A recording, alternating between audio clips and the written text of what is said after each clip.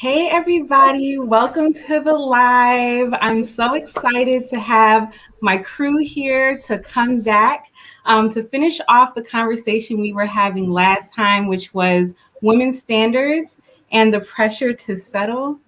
Um, we got into a really deep discussion last time. We ended off talking about soulmates and everything, but YouTube was acting crazy, doing madness on the internet. So if that happens again this time, we're just going to continue the discussion. We're going to finish it, and then you guys can watch the playback.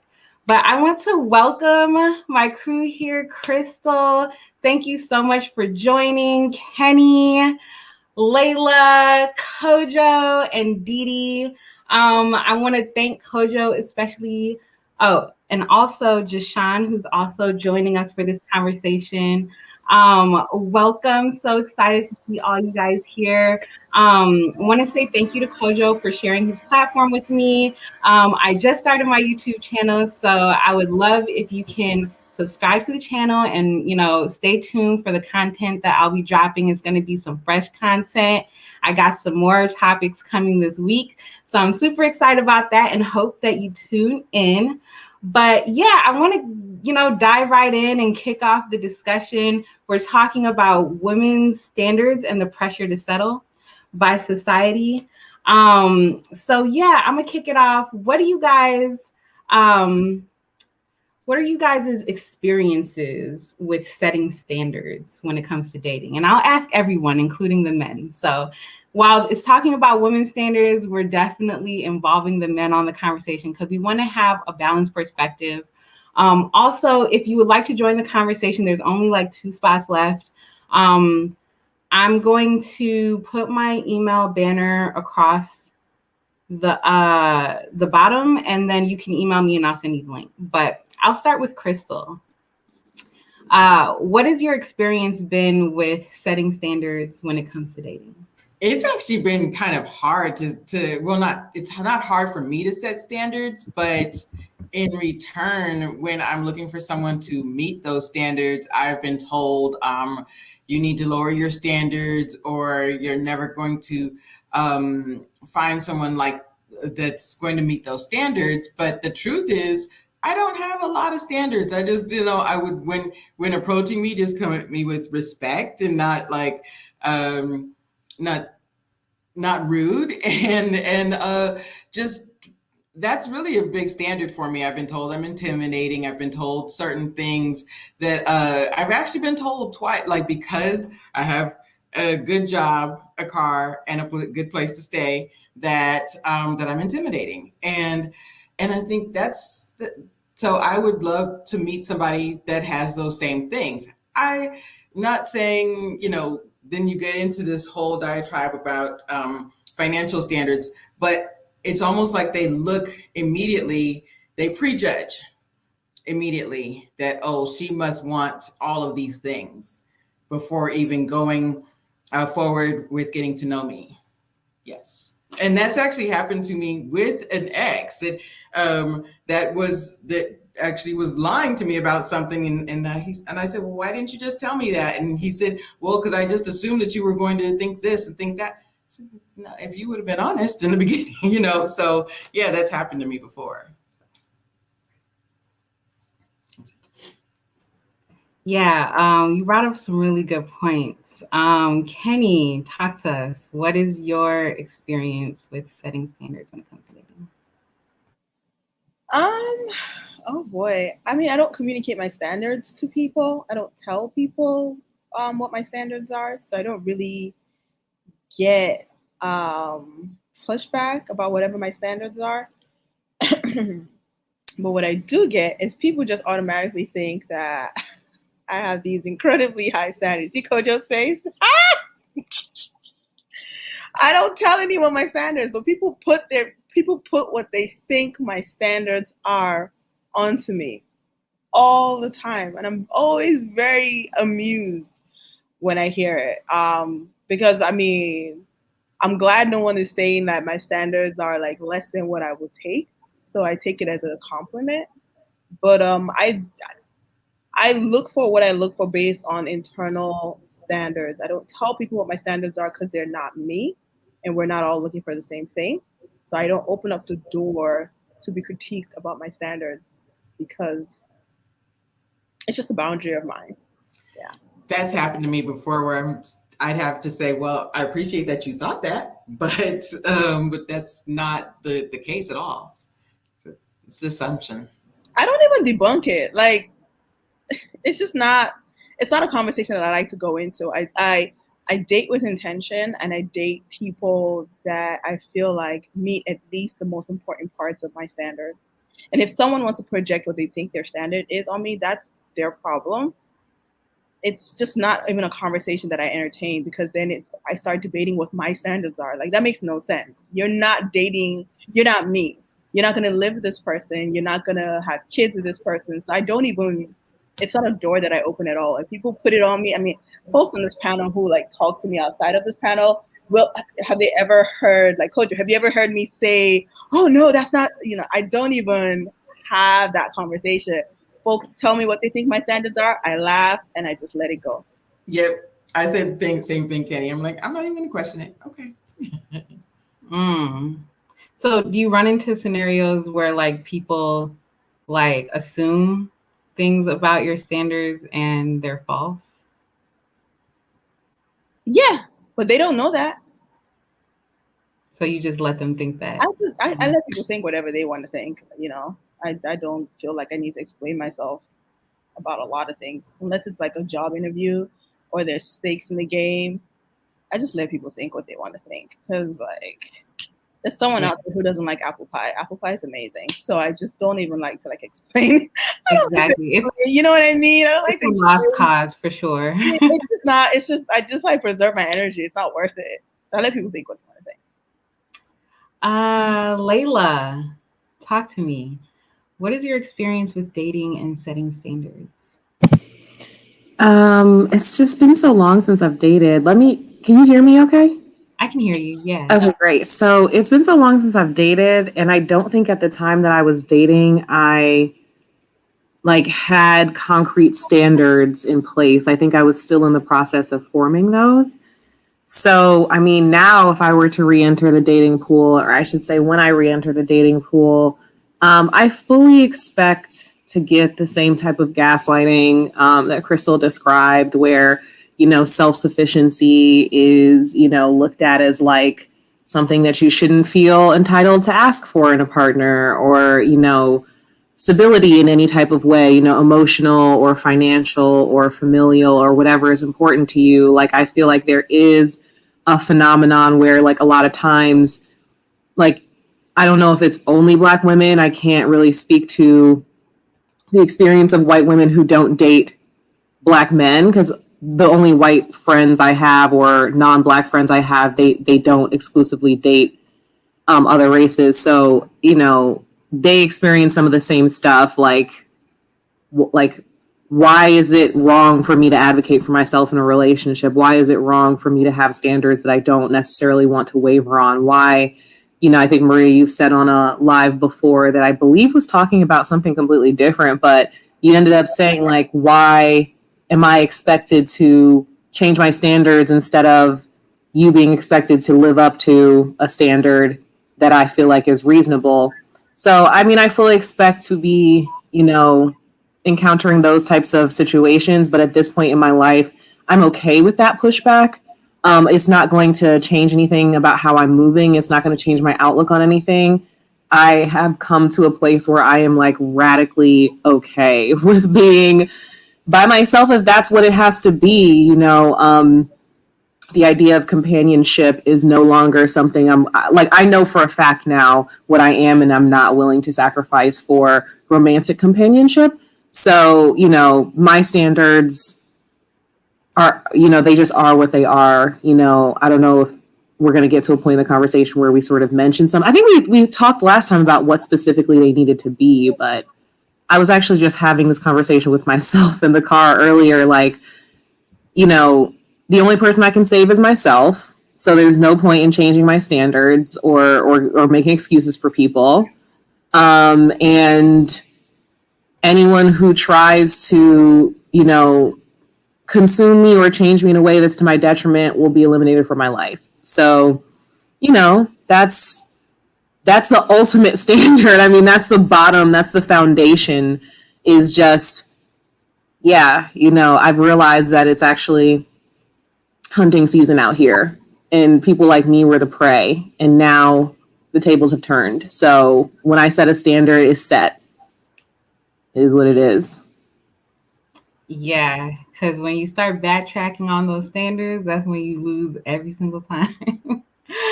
uh, Kojo, what is your experience with dating and setting standards? Um, yeah. So I don't know. I guess obviously, like Kenny, I don't normally verbalize the standards, but I have, I guess, in some sense, once I've started getting deeper with someone in terms of we're moving forward towards a relationship, I have expressed certain red flags. I just keep it 100, I let the person know, hey, this is a red flag for me. So when I see that behavior, you know why I've cut you off. It's that simple. Maybe it's a bit different for men than it is for women. I think, setting that boundary and that speed or pace even, I think is necessary, especially if you're trying to show that you are a good leader and that you do intend on leading the relationship. Not from a dominating period, but from a place of actually, hey, this is how I lead my relationships. So for instance, one of my red flags is, listen, I can't do verbals. If you're out here screaming, shouting, telling people to shut up, that's, for me, it's a red flag. Whether you're telling me, whether you're telling the waiter, whether you're telling the person in the Indian man shop, it don't make a difference to me. Listen, I don't want to hear that kind of language. I don't want to see that kind of rudeness. That's a standard. I let the person know from early. So I think for me as a male, I think I take back what I said at the beginning. I do let people know my standards in some sense. Then from the jump, it just helps to set the tone and sets the course of sets the course of interactions going forward. And to be honest, it works. People who are willing to play ball will play ball, and those who are not, fantastic. They don't want to play ball, do one. Do you know what I mean? And it makes my life so much more easier. But again, I understand. I think the nuance for men, I think, is a benefit to let a woman know your standards, because again, it shows that this is how you run your race. So yeah, for me, it's been a benefit of saying, this is what I'm about, and this is my particular standards. Okay, okay. So you feel like when you set your standards up front, it eliminates a lot of like confusion down the line. Definitely, definitely. It honestly is. It's a beautiful thing watching people fall off. You know what I mean? No jokes, but it's a good thing because it lets people know where they stand straight away. You know what I mean? Like, if you let people know this is how I intend to run the course of how I see my vision, and I expect this person to be a certain type of character, that person now knows, hey, I can fit into that box or I cannot fit into that box. And it's okay if I can't fit into that box. And if I can, fantastic. Let's try and see what we can go forward. But I think for us men especially, I really do feel you should be setting that tone from the jump. I think it sets a good precedence to let the person know where you stand as a male and where you're heading to. Ain't nobody want to be following somebody who has no vision and no goals and no ambitions. Just, you know what I'm saying? Facts on deck. Facts on deck. um, Dee Dee, what has your experience been with dating and setting standards? Have you ever found yourself in a situation where you had a set standard, but you chose to bend your standards and compromise? Or like, what has your experience been? Yeah, I've been in situations where I have to lower my standards, but it all has to do with the personality, the person, and the boundaries we set, the respect for one another. Um, Basically, our love language. It all depends on certain things, but my standards, it's not much to say like I put my heart where my hand cannot reach. Because sometimes when you do that, that's where you end up in experiences where you're in a relationship and then Lower that later on the line in the relationship, you end up breaking up. But what Kojo said, I think maybe guys think that like I would prefer tell you the standards so you would know what I'm about, what I'm looking for, and how we're going to move forward. And basically, that's just about it. What Kojo said is basically what the same. I think the same way he's thinking because better you bring it out there and you tell them and you know you're with someone and you think okay, you're going to meet the standards you want, and later on down the line, it just cause a lot of conflict in the relationship or it causes a lot of conflict. So it's better to always come out and just let it out there, and then you all see where you'll go from there. But in the instances where I have lower my standards, it's basically because of the person's personality. Because sometimes the standards you want, they don't have the personality like you're really looking for. So that's the only time I'll probably lower my standards is because the person's personality is compatible with my personality.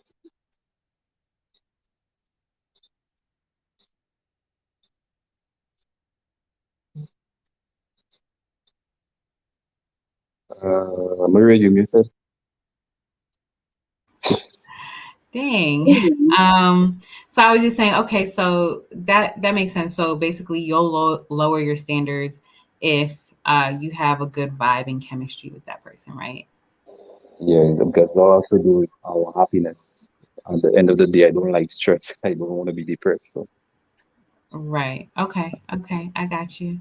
Deshaun, talk to us. What has your experience been with dating and setting standards? Have you ever found yourself in a position where you had to lower your standards at all, or maybe even increase your standards? Talk to us. Yeah, I'm kind of like similar to Dee Dee in the sense that standards for me are invisible. My standards are invisible until I meet the person. So you kind of like base your standards off of who you're meshing with or who you're vibing with. For me personally, um, I also know that if I set standards, it's not always necessary that they're going to meet my standards. Um, you know what I mean? So I kind of base it off of that. I base it off of how we're vibing, my personality, your personality. Do you respect? You have those like base standards, which are like your respect, ambition. Are you driven? You're not a bum. You're not lazy. You have something going for you. You know what I mean? You have to be like active and doing something. And then we see if we mesh together. And if we mesh together, we kind of create our own standards, like as a unit. You know what I mean? It's kind of like that ebb and flow. So I don't ever have a set of standards for someone to kind of like, this is what you need to do. You need to have this, and this, because you're never going to find like check, check, check, check, check. Something's always going to be missing. Nobody's going to live up to any list of standards that you have. And it's also the same with me. Like, I don't expect them to expect anything of me standards wise. I am who I am, and you either accept this or you don't. And if you don't, we're not a good match, and that's okay. Gotcha. So Yeah, you think like standards can be flexible and it depends like on a case by case basis, right? definitely. Gotcha. Definitely. By show of hands, for those who are on camera, how many of you guys feel that same way that like, you would put chemistry and vibe with the person over like a set list of standards? So I have a question. Are we using standards and preferences interchangeably? Can we Okay, align so on what the maybe we should definitions are? define the difference because there's Yeah. a definite difference. So go ahead. I mean, Kenny, would you like to speak to the difference in standards versus preferences? I mean, I don't know what the official difference is. I would say my perception of the differences. You know what, Layla is more articulate than I am. Do you want to help us out here? Yo, Layla be on it with them articulations. So yeah, just go for it, sis. Go for it. So we're saying this the difference between standards and preferences right now. Yes. I would say a preference is like, I mean, I would prefer, like, for instance, I would prefer that he be at least, 5 inches taller than me so I can wear whatever pair of shoes I want. I would prefer that he, have be independently wealthy so that we can go on trips whenever I want to go on trips. I prefer a lot of things, you know what I mean? Like preferences, and even less superficial than that. Preferences are kind of like, I would prefer that he has this type of family because I want to expand my family, and, I want to sort of, have this type of environment for my kids to grow up in. I would prefer that he have this type of career because the hours would work better for me or whatever. But that's not like, none of those are like standards, right? I think standards, if we're going to get down to what we call standards, especially if we're advocating that people don't ever necessarily change them, they really have to be highly personal. There are some that are objective, I believe, or at least should be objective, like, what type of person are you? Are you a decent, like, well-meaning member of society that contributes to generally like the positive advancement of the world? Of course, that's a standard I think we should all have. I don't think we should all be out here just like excusing criminality and just general like degenerate behavior. But I think some of them are like for me, and like Kojo mentioned, like the verbal dynamic, like it cannot be cutting me down. I don't even want to see any parts of that. Like, I need to see how you sort of communicate when you're upset. I need to see, people say this a lot, but I think it goes in one ear and out the other because people don't understand how bad it could actually get. You need to see people when they're upset. Like that's you have to set a standard for people, like how they engage in various circumstances. Like I have friends who are saying like you never really know someone until you travel together because it's a high stress situation where you're both outside of your comfort zone.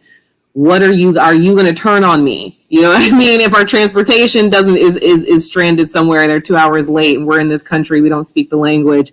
Are we together in this, or are you going to like make it now it's like a you thing and like I am by default by myself because you're in self-preservation mode and that doesn't include me in it. So there's a lot of things that sort of you have to observe, and those are the standards that you set for how you want to be treated and how you want to be dealt with and what you can tolerate reasonably for the rest of your life. But a preference is something like one of the commenters said that's flexible. A preference is something that it would be really nice to have. I think a standard is something that you need to be emotionally well, in the relationship for the long term. And for your first question, I have been in the past a person who prioritizes chemistry and vibe over standards, but that's what's gotten me messed up in the past. So that's the old me. The new the me I am today. Okay. I understand the difference between chemistry and compatibility in a very, very nuanced way. That chemistry will change as your chemistry changes. You know what I mean? As you get older, I think I met a woman who said that every 7 years you are biologically a new person. All your skin cells have died and regrown. All of your hair has fallen out and regrown. Especially after you have kids, your brain is literally different, So it's kind of like our chemistry could change just based on the way the biochemistry works. But who are you and how do you treat me? That is the thing that cannot change if we are adhering to the standards that we have, to just Sean's point, that we've mutually set. Like, I do think you guys kind of work on each other and work with each other's standards, but some of them got to be like unchangeable. Yeah, I definitely agree with Layla. And the thing is too, like, people change, time changes people. So even though you set a certain set of standards, people kind of put those traits forward. You know what I mean? Like if you tell them this is what I'm looking for, I prefer a man who's this, or my standards are this, they kind of present that to you, just because that's what people generally do when you start a relationship. So either way you look at it, time has to go by because they have to shed all those layers so you can get to like the core of the person. You know what I mean? Who you are today is not who you're going to be 5 years later in a relationship. And like Layla said, I didn't even know that, but things do change. You change as a person, your ideas change, your standards might even change. You might not even like the person that you had a certain set of standards with when you met him or her. And now all of a sudden, 5 years later, you're looking at this person like, ew, you're not the person that I want anymore because I've changed and now I have different standards. And even another key thing about being upset, like when someone's upset with you, how you are mad at me makes a big difference. You know what I mean? That, because that shows how much you respect me. Do you respect me when you're upset with me, or do you treat me like trash? You know what I'm saying? That's a standard, because nobody wants to be disrespected. Even if you're upset with a person, you can still be upset in a respectful way. So I totally agree with that. You know, it's so interesting. Standards at courtship and standards when you're getting to during the chemistry, just have we lowered our standards during the chemistry and the get to know you phase? Is if I see somebody and the chemistry is there, then okay, do I sit there? Oh, I'll be a little considerate of this because he was rude to the waitress, but because he's younger than me and no one taught him better. No, that's not okay with me. So I do think that we are maybe a little bit more considerate in the very beginning, but we know what we should and should not put up with, and we know how we want to be treated. So I don't think that I I do think that we are a little bit more considerate, but when we see our preference, when we see that chemistry, and we're like, okay, yes, I will go out with you. But after a certain time, we know that these are the standards that I want to have somebody for my mental health, as Layla said. So I don't think that's yeah. I think that after a certain time, we can't lower those standards. Yeah, I definitely hear you guys, and the whole chemistry conversation versus standards. I guess the way I see it, like I had to learn how to lean more on the standard side of things and then prioritize chemistry. And this is just me personally, and that's just because there's a certain criteria that I already know. Like right off bat, it's probably not going to be compatible, right? Just because, like, for instance, right? And this goes back to the list of negotiables versus non negotiables, right? So, like, a non negotiable for me is God fearing, So, or a Christian, like Jesus as your Lord and Savior type stuff, right? Now, if you're Muslim, we could have all the chemistry in the world and be vibing out of this world. But if we don't align on our spiritual beliefs, it would be kind of, I don't see how we can really be compatible and make that work. Now, I know that that's not a deal breaker for everybody, right? Not everybody is gonna see that as like, oh, like that's not a big deal. For me, it would be because I'm very strongly invested in my faith, right?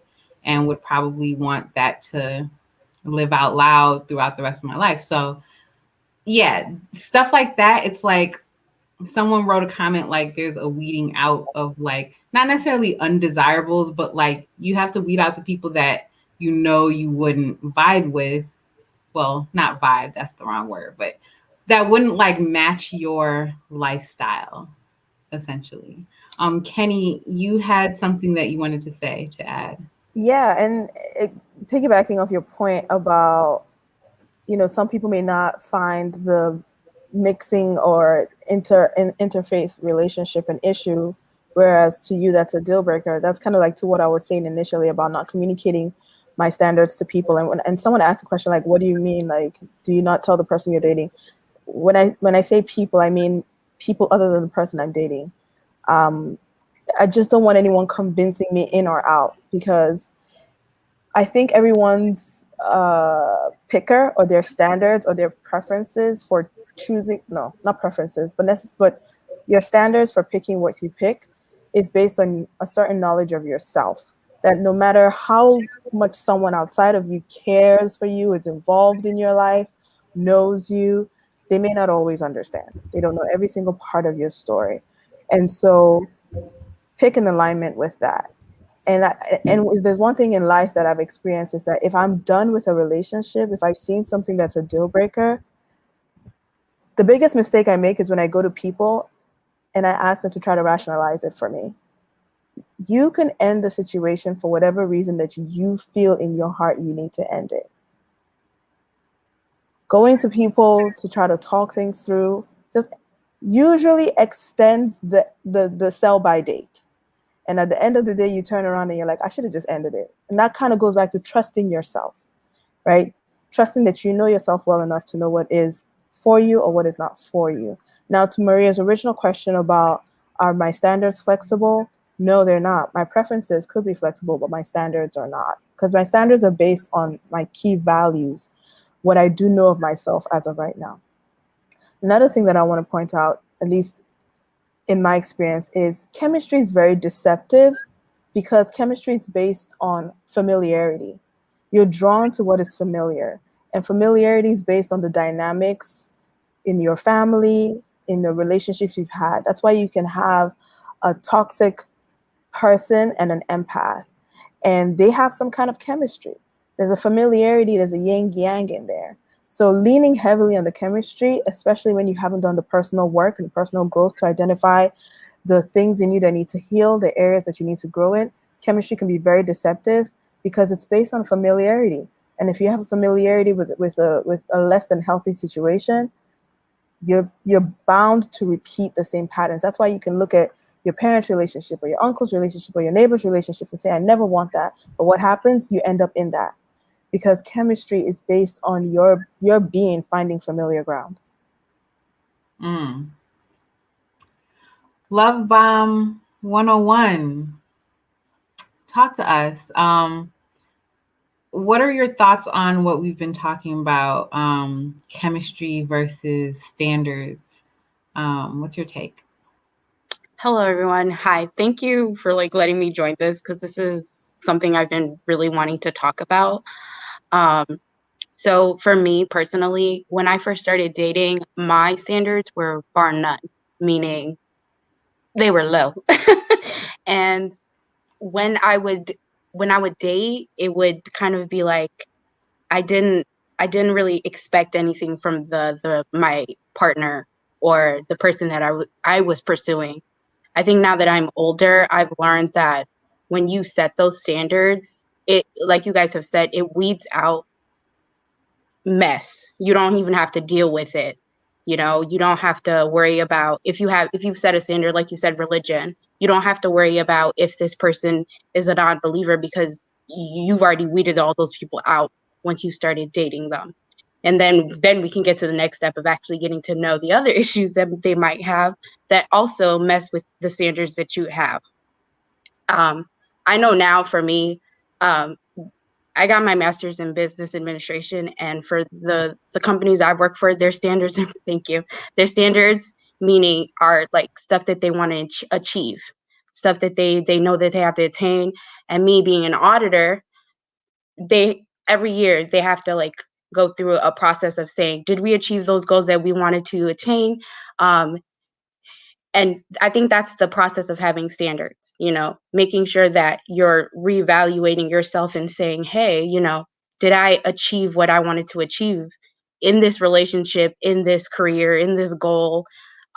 Because some of you have said standards aren't flexible, but I think as you grow older, they do change. They might not be flexible in the moment, like you said, right now, as I feel. I'm not changing how I feel. But as you grow older, when your responsibilities change, the needs that you have change, you're definitely your standards are gonna change. Period. That's all I have to say. I agree. I've had my standards change a couple times, and just throughout the years, like certain things that are important to you when you're younger are no longer important to you when you're older. And somebody put a good question. I think it was Boss Man. He asked like how much of our standards are shaped by what other people think or view of us. David, I wonder if you want to kick us off on that side of the conversation. Hey, thanks a lot for having me on. I'm really glad to join the conversation. Wait, David, we Um, can barely hear you. So I don't know, you might need to come a little bit closer to mic, not too close, to where it's, all in our ears, but a little closer. All right, can you hear me now? Yeah, we can hear you. Oh, okay, great. Yeah, I didn't want to go too close. Um, so yeah, what was I saying? I think it's a very interesting conversation because like we all have like standards and we all have like preferences and something we're looking for and things like that. One thing I found out is, and I think someone made that point already, like our standards and our chemistry and things like that, they're built around a lot of different experiences we had in life. Like someone said, how you grew up, your family, your parents, and things like that. All of them do impact on how you feel. And I think someone also made a point that your feelings are very temporal. They go and they come, and oftentimes if you build things around that, you might end up finding that things have changed and you've actually made a permanent decision upon temporary circumstances. So having standards is very important. I think Kojo did mention that, if you're getting on with someone, you should let them know, like, this is what I would take, this is what I wouldn't take, or this is, you can say like for a lady, if you cheat on me once, I'm out the door, or something like that, or, this is what I want a family that's going to go to church and raise a family of God and things like that. And I think I mentioned once upon a time on Kojo's show that, there are Christians that go to church on Sunday and they're okay. They don't go until next Sunday.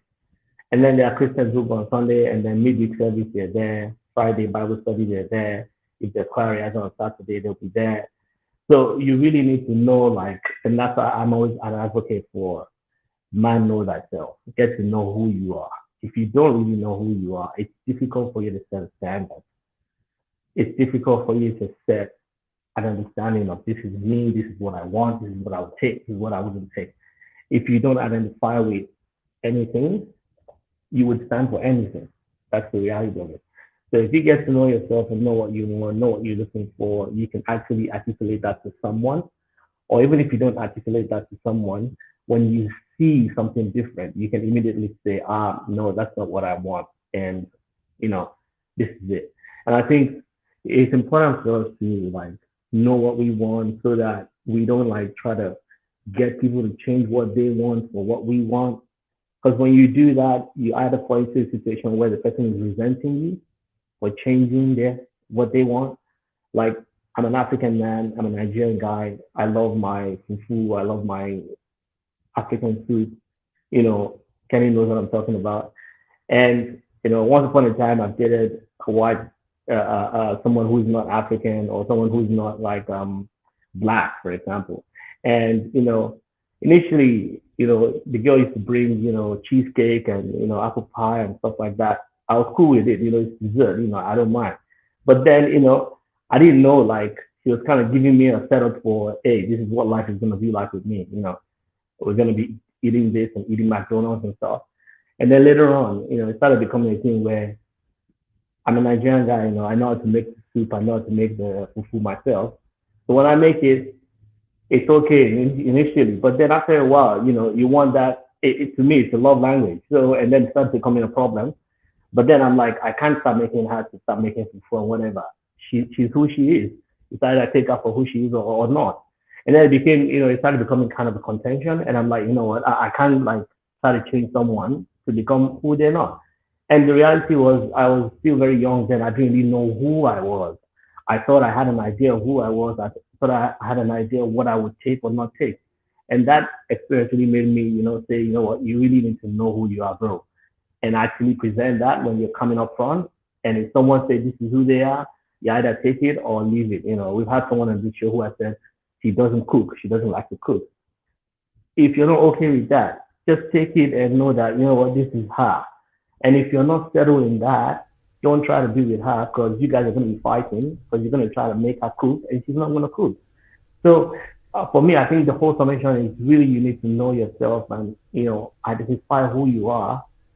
Singleness is so beautiful. It's a time for you to explore yourself and get to know yourself so that when you meet someone who's potentially interested in you, you can present who you are wholly to them and not just, the Bible says that Hope deferred makes the heart sick. Hope deferred makes the heart sick.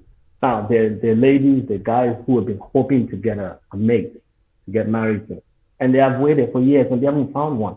And so they start changing their standards. Maybe I'll do one night stand. Maybe I'll do, and you start changing your standard because you've hoped and hoped and hoped and it doesn't come, and now you want to start changing your standards to find what you're looking for. You need to stick to your standard and uphold it. And if you're Christian, if you're Muslim, hold on to what you believe and, believe that it will come for you someday. It doesn't mean you have to then like go down the rabbit hole of becoming someone you are not if, that's not who you are.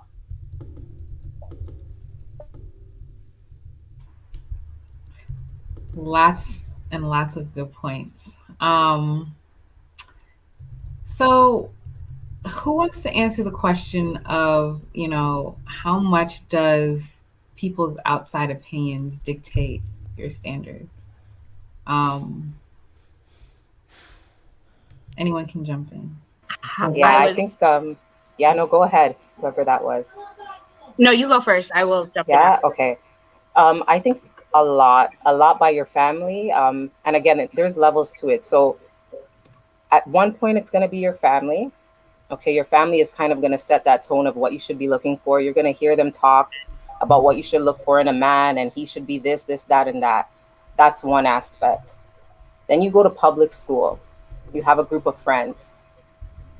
You're going to hear them talk about what they're looking for, and you kind of almost, it's like a monkey see, monkey do kind of thing. Like if everybody's kind of looking for this, or if this is what's trending, you might kind of set your standards based off of that. But I think the key is eventually at some point, you have to forget everything that your parents not taught you, but forget everything that they told you your standards should be. And then, like David was saying, get to know yourself, because there's a high chance that whatever your parents set out for you is not really who you are. And you'll feel that disconnect. At some point, you're going to feel like, I know this is what my mom said I should look for, and you know what I mean? But something just doesn't feel right here. Like, I don't feel at home here. So, like, you know what I mean? So you branch off. And that's where being single comes in. The more time you have being single, the more time you get to know yourself, the more time you get to realize what your standards are, and you see how different they are from what your parents might have suggested, or even what they are. Like, my family is, my mom and my dad have been together. I live in a two-parent household, and they're not married. Automatically, because I've seen them together for so long, marriage is not one of my standards. So when I'm dating and a guy asks, like, is marriage something that you desire, or something that you require? For me, I'm like, damned if I do, damned if I don't, because my parents are together. They've been together for my entire life, and they're not married. You know what I mean? They're just not the marrying type, some might say. But my dad's very Rastafarian. He doesn't really care about that. My mom, same way. She's just, like, they don't want to get married. It's too much of a contract for them, etc., etc.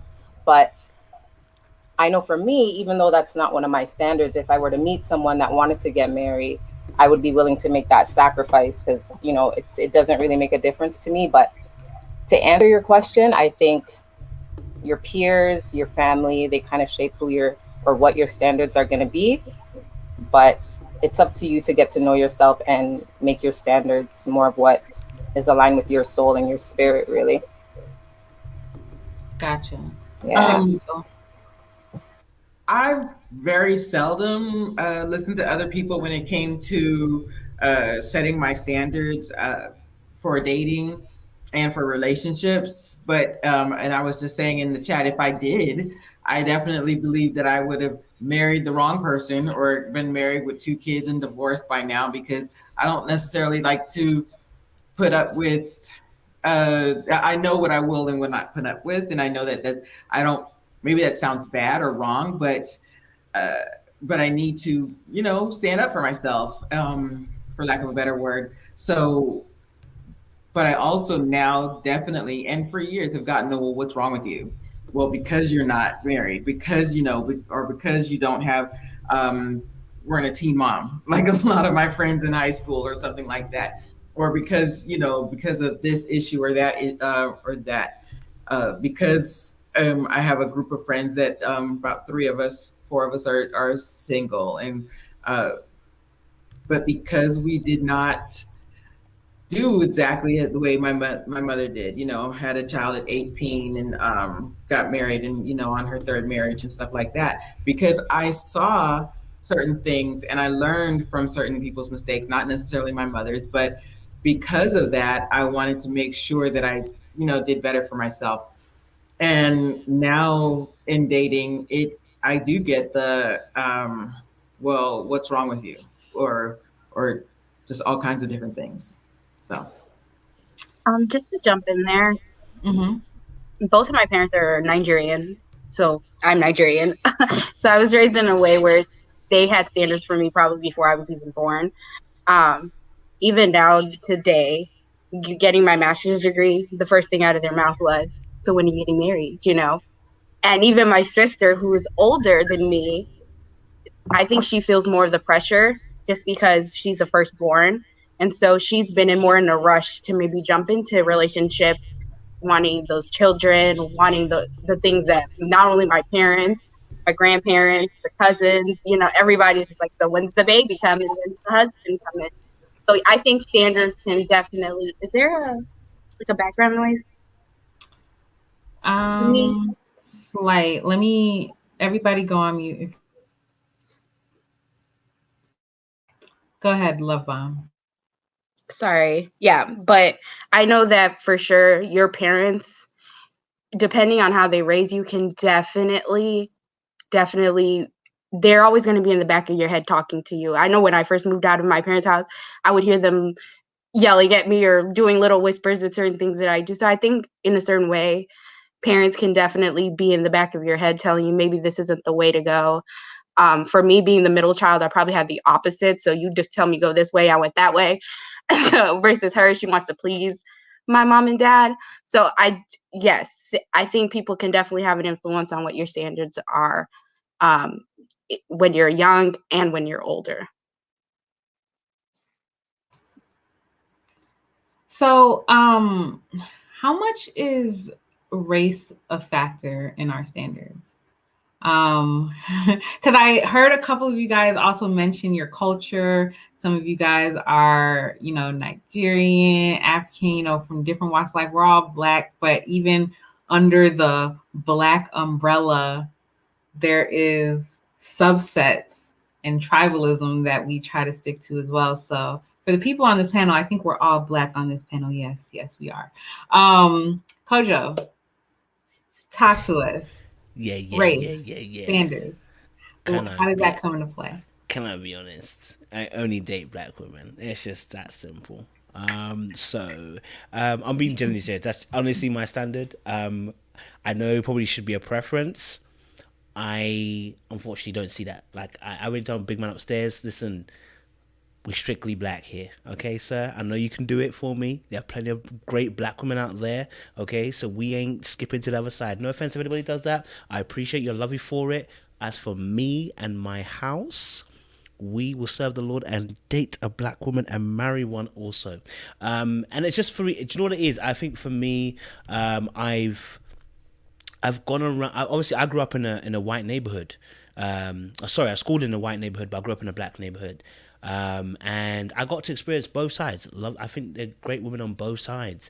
But as I grew up and I kind of grew into my own identity, I didn't find myself wanting to assimilate. There are things that people don't talk about when it comes into racial relationships that you deal with people don't talk about, right? And knowing me, I'm like, listen, there's things that I don't want to have to deal with, those kind of things. I love black women, and I'm not just saying that for the cap.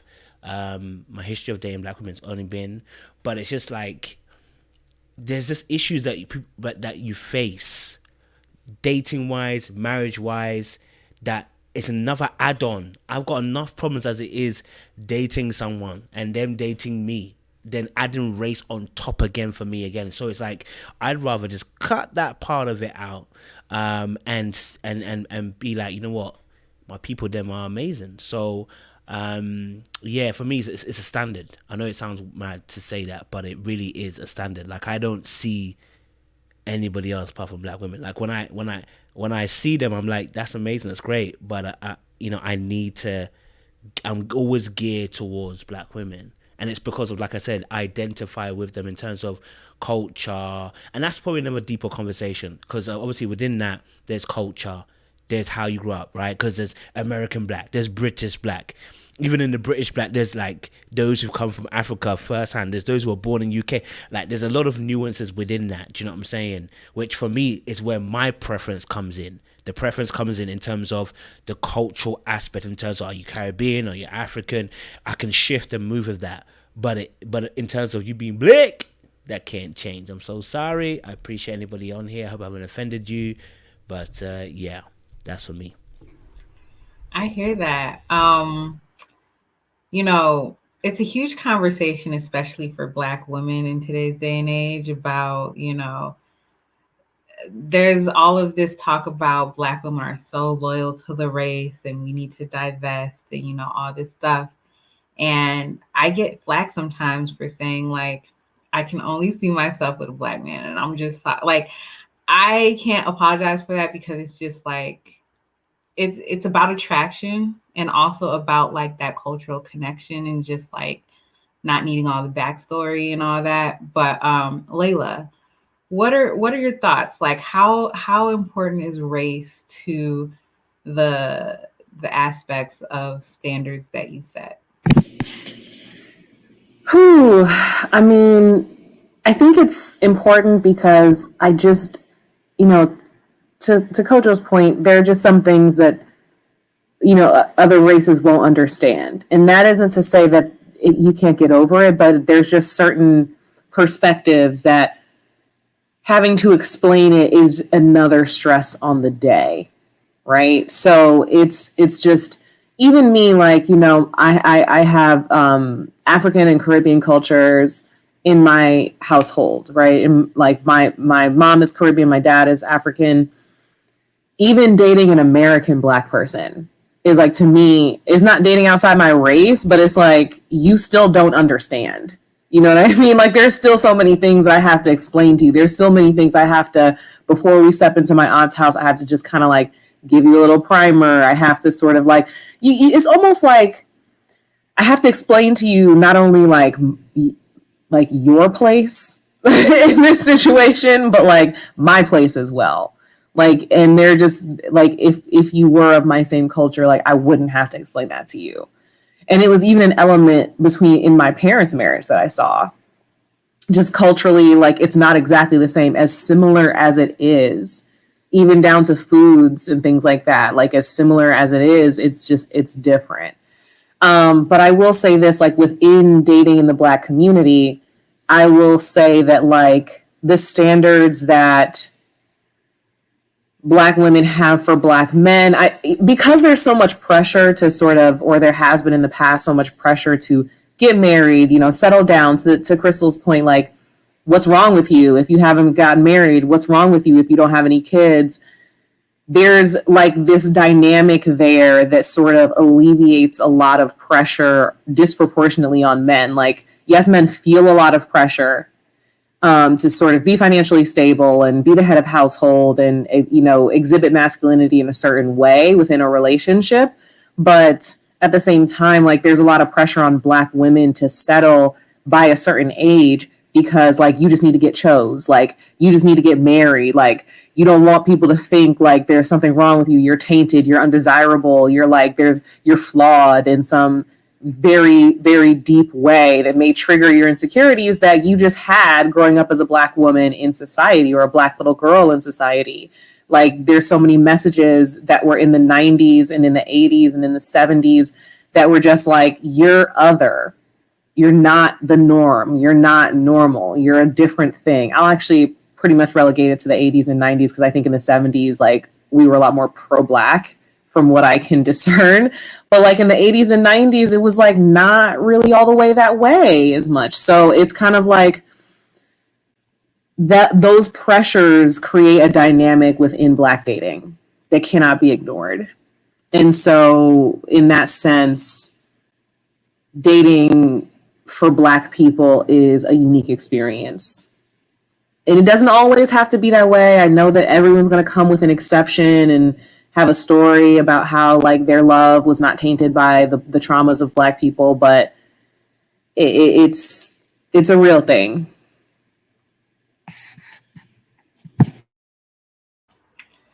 Gotcha. Yeah, I hear all of that. Dee, what are your thoughts on this topic? Race, is that a standard for you? Won't you not read in the private chat? What? I don't really want to talk about that one.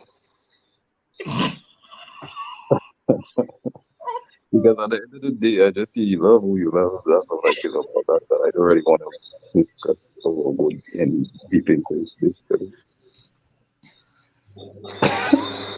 I'm okay. Go ahead, Crystal. Okay, I'm gonna go ahead, but we're gonna come back to Dee Dee. No, you said you love who you love. Okay, so I said this before. I was born in Beaufort, South Carolina, raised in California, raised in San Diego, California. Now I live in Atlanta.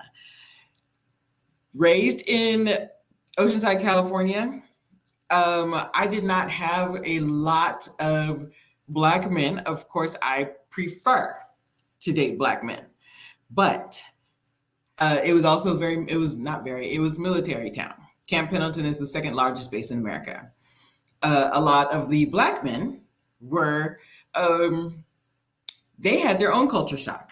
So they were then, if you come from the South and you come to California, you've got a lot of other races, a lot of Caucasian coming up to you or different other races coming up to you. So I wasn't their first choice.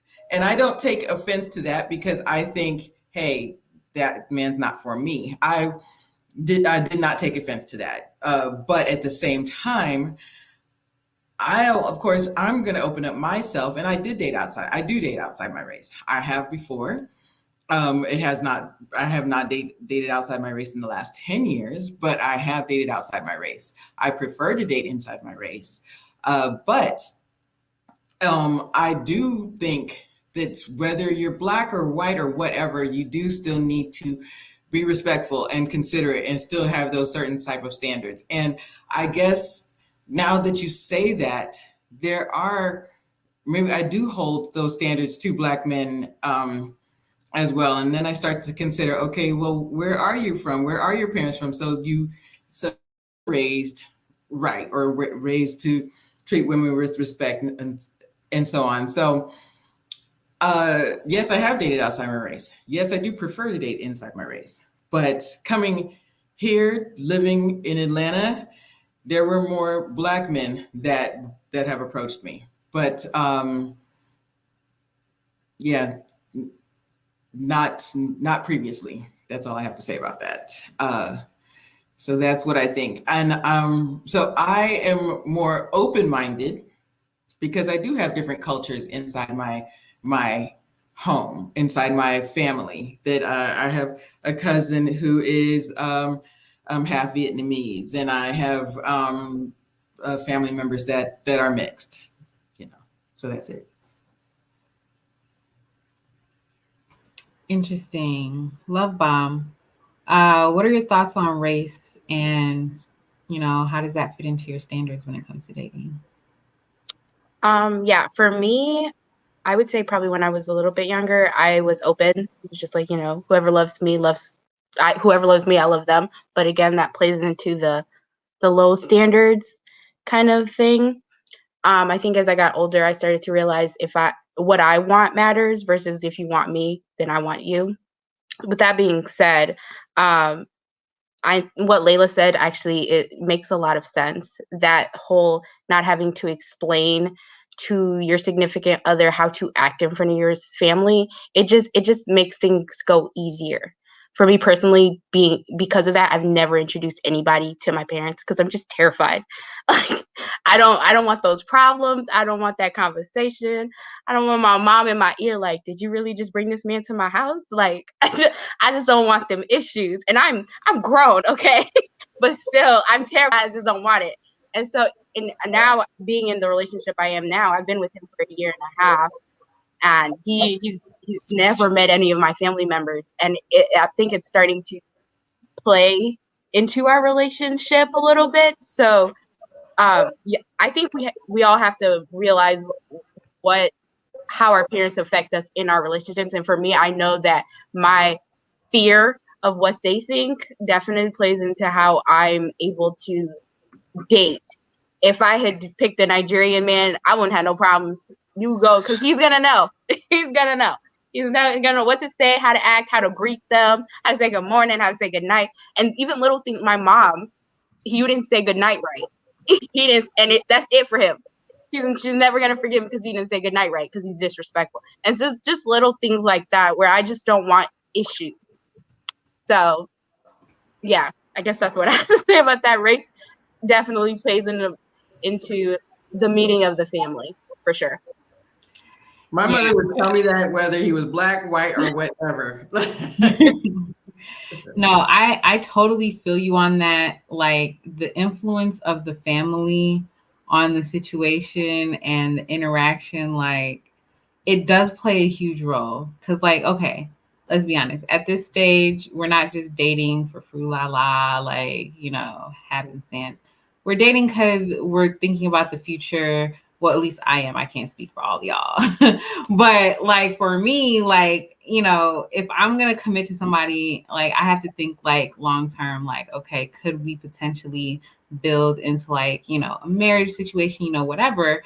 So in order for me to introduce you to my family, it just would be so much easier if you also kind of just fit within what they deem as acceptable. Now, my family, especially my dad and like brothers and cousins and all of that, they're all super overprotective, overly strict. So I had to find my own like line where I'm like, okay, y'all are too far over this way and I don't care about that stuff, right?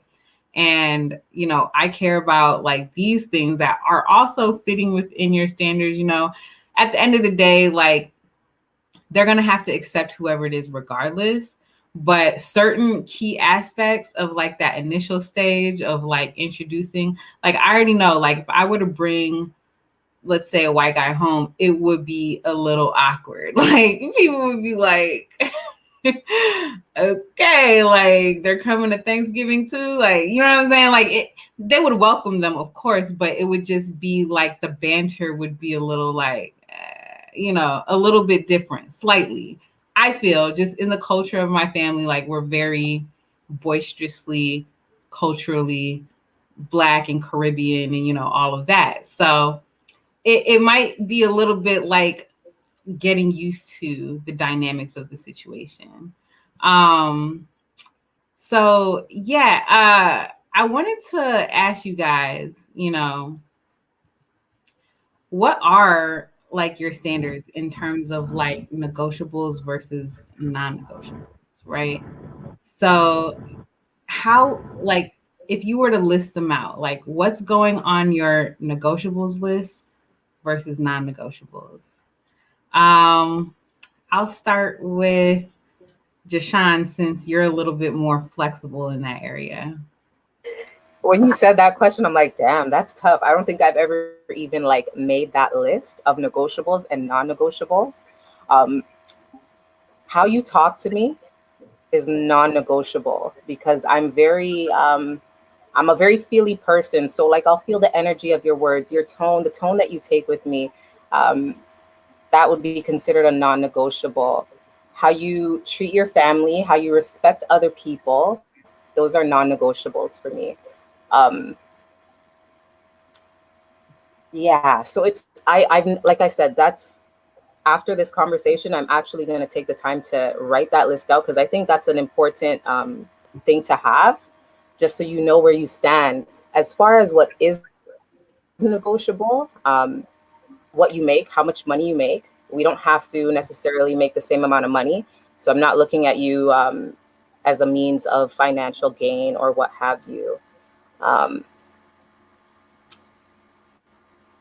and yeah, like I'm gonna pass on that question. I really feel like this is a question that I need to like, think about. I've never sat down and thought about my negotiables and my non-negotiables, because I'm so flexible in the way I date.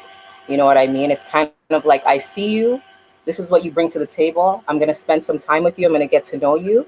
You're going to show me who you are, and I'm going to make a decision based on that. And that's kind of where I am. Mm. Yeah. Kojo. So I'm so curious to hear what other people's lists look like. Yeah, yeah. I know Kojo probably has some strong opinions on this. So go ahead, let us know. What's on the negotiables versus non-negotiables? Do you know what? I don't know how much of a negotiables list I even have, to be honest. Do you know what I mean? Because I'm pretty much black and white kind of person. So like either it's non-negotiable or everything else. So anything that is on the non-negotiable, I guess, is up for negotiations. I guess in that sense. So number one for me, like I already said earlier on, I don't do rudeness. I can't stand it. I literally, honestly, I will leave you where you stand if you're gonna be like that. I can't stand rudeness. Number one. Number two, one of my other non-negotiables, because I've done it before and it doesn't work. I need you to have a level of depth of conversation. I can't do it if you can't do it. If you can't do it, I can't do it. Did it before and it didn't work. It's unfulfilling. It makes the relationship long and tedious for me. So I need you to have that level of. I need you to have a level. It's not academical intelligence. I need you to have a level of intelligence. That's completely different. You know what I mean? Like some people are really book smart. That's not what I'm asking for. I need you to be able to have a level that you can go to, right? And you know when you meet them that they can take you down a level. Do you know what I mean? And they can actually understand certain concepts. I need that. It's not even a negotiable. So I appreciate anybody else who talks at different levels, but I need it to go. I need it to be able to go down with me. Another non-negotiable for me is obviously you need to love God, and I'm not just saying love God. I need you to have a relationship with Jesus on your own. Okay, I need you to have that. Okay, because I'm not your God. Okay, I am not the conduit to God. Okay, I am not the high priest for you. I need you to know that you've got a relationship with Jesus Christ. Okay, so no, I don't do any other faiths. So I need you to have that intact. So you have your own relationship with Christ. We can meet, we can do a little Bible study and prayer and everything. That's cute. But I need you to know that you can go on your own as well. Okay. So you have your own personal relationship. That's in fact, that's the number one, because I've done it before where people are like, they kind of shaky on their faith. And then you kind of get with them, and in your back of your mind, you're like, yeah, this is cool. And then before you know it, they've put you somewhere where you don't need to be. You've made you an idol, and I don't want to see that. So that's another non-negotiable. And I think, okay, kindness is a non-negotiable for me. I need that person to be kind. Yeah, kindness. I know it sounds kind of strange, but honestly, gentle kindness is essential for me. Yeah, this rough talk, rough play that some women be doing, listen, I think it's great, but it's not for me. Okay, I need you to be gentle. I need you to be kind. Having that nature about you, the way that you deal with people, the way you deal with others, because that's how I am. And for me, that's important. You know, that for me is important. I don't know if I have any more. It probably will come to me later on, but So yeah, you don't have any negotiables? There's nothing that's negotiable. No, because anything else is up for negotiations. Like, because I remember, I can't really think of anything that's on that list where it's in between. Do you know what I mean? Those things are just saying that are non-negotiable, and everything else can be, I guess, negotiable. Do you know what I'm saying? In that sense, so anything else can be up for the table. I can't think of anything that would be, like, for instance, okay, maybe a non-negotiable. I mean, maybe a negotiable could be. And maybe I don't know if this is actually a standard or preference. Really, it's location, because I can move. My job can move. Like I'm internet based, so I'm not defined by a place, so I can move. Do you know what I'm saying? So, you know, if you're in America, maybe potentially I could think about it still, but maybe. Don't lie to these ladies. For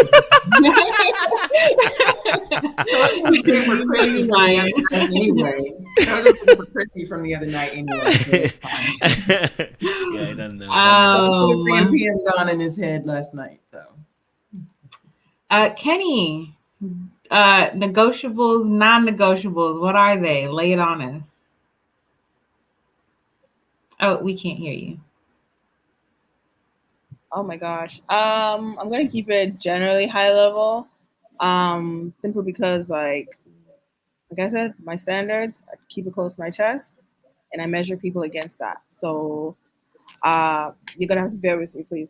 All right, I would say, someone who loves God, but also understands that there are other tools in life to become a whole person. So like Jesus and therapy, Jesus and financial literacy, Jesus and wisdom. Like there's it's and not or, right? So no Davids in the house, okay?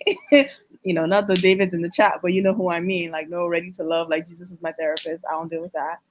Jesus is my financial advisor. I don't deal with that. He has given people certain skill sets. So I need you to understand that you should also be a student and not always a teacher.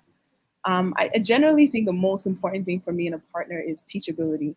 If there is something you don't know, you have a willingness to want to learn. You can learn from me, you can learn from your peers, you can learn from anywhere, right? Because for me, that signifies humility, and that also signifies that you'll always be interesting. You're not going to be stagnant. You always be interesting. That ties into an ambitious person, right? So your hands, you always find something to do. So we're not going to be broke.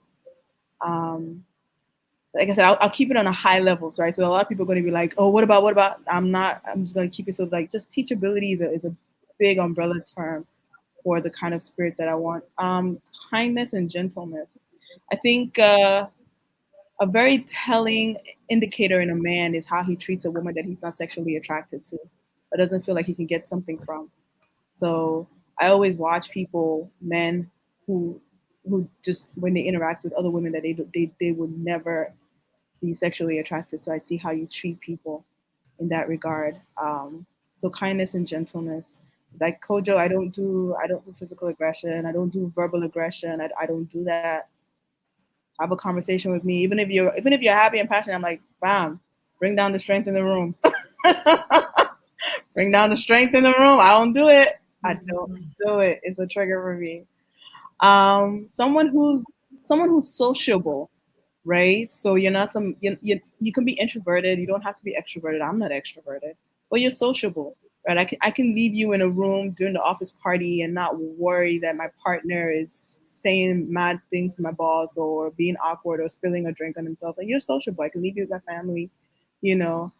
Someone who loves community, but also has efficient boundaries. And I could go on and on and on and on and on, but that's just it. Like on a very high level, I think to me the most important things is a teachable spirit and a kind and gentle person. Go ahead, Crystal. Well, I actually had wrote these down earlier when I knew I was coming on, but be considerate, respectful, a belief in God. It's so interesting, Kojo. You had talked earlier about you'd run up against that, and I had an ex-boyfriend that said that he didn't go to church and he's not a real spiritual guy, and so I started to try to qualify him because he had the other things: ambitious, hard worker, could hold a good conversation, funny.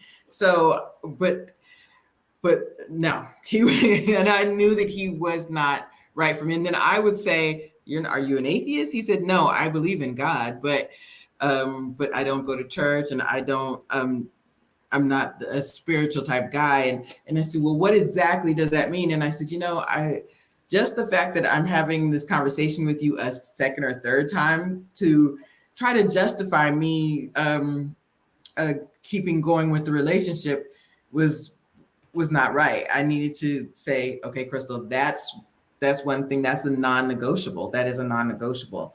So, and subsequently, he was not the right man for me.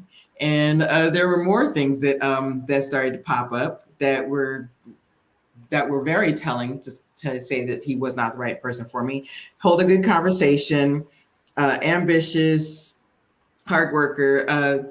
He doesn't have to make the same amount or more than me, but I just want somebody that's going to, get out there and he's just a hard worker. I know that that if something were to happen, that we have each other's back.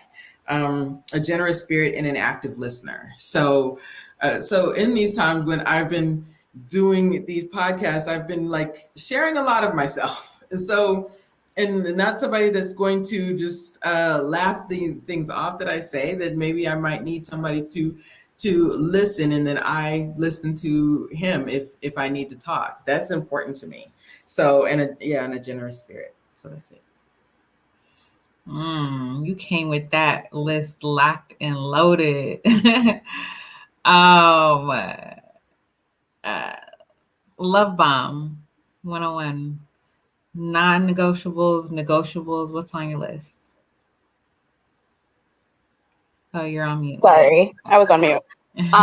Yeah, so I think it's a great question because I literally never even thought about it either. Just the idea of running down a list of what you will and won't accept. So just to think about it off the top of my head, I would honestly say, I've always said this, I want a man of character.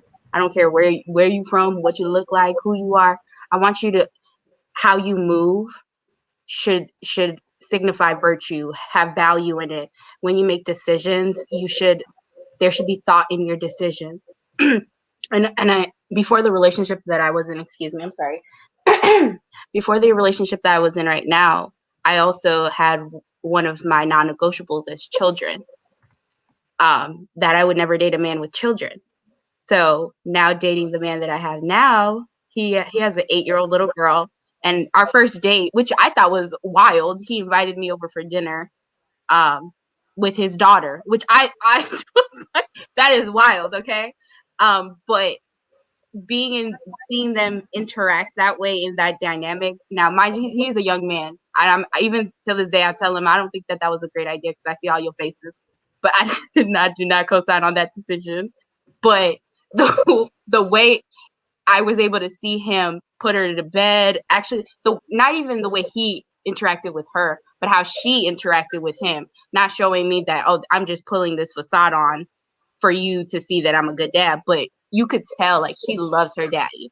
And seeing something like that really changed my mind on my non-negotiable, because seeing a man interact with his child is definitely one of the best ways to see how he's going to treat you.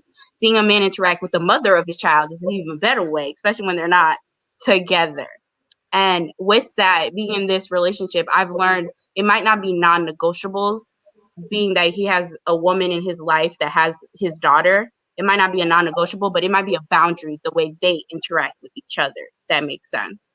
So I might not have non-negotiables that I can think of at the top of my head, but I know in the relationship I'm in now, I've set boundaries for our relationship and his relationship with the mother of his child. Like, they think it's okay to spend the night, do laundry, do all this, but now we've set the boundaries for our relationship, but that requires a conversation. And I think sometimes when we get into non-negotiables, it's just outright, I won't accept that, so I'm leaving. Like, versus you've done this and it triggered my boundary and we need to talk about it. Does that make sense? Yeah, definitely makes sense. I'm gonna let you go, Crystal. That That makes whole a lot. One second. That whole conversation of like, you know, dating someone who has kids already.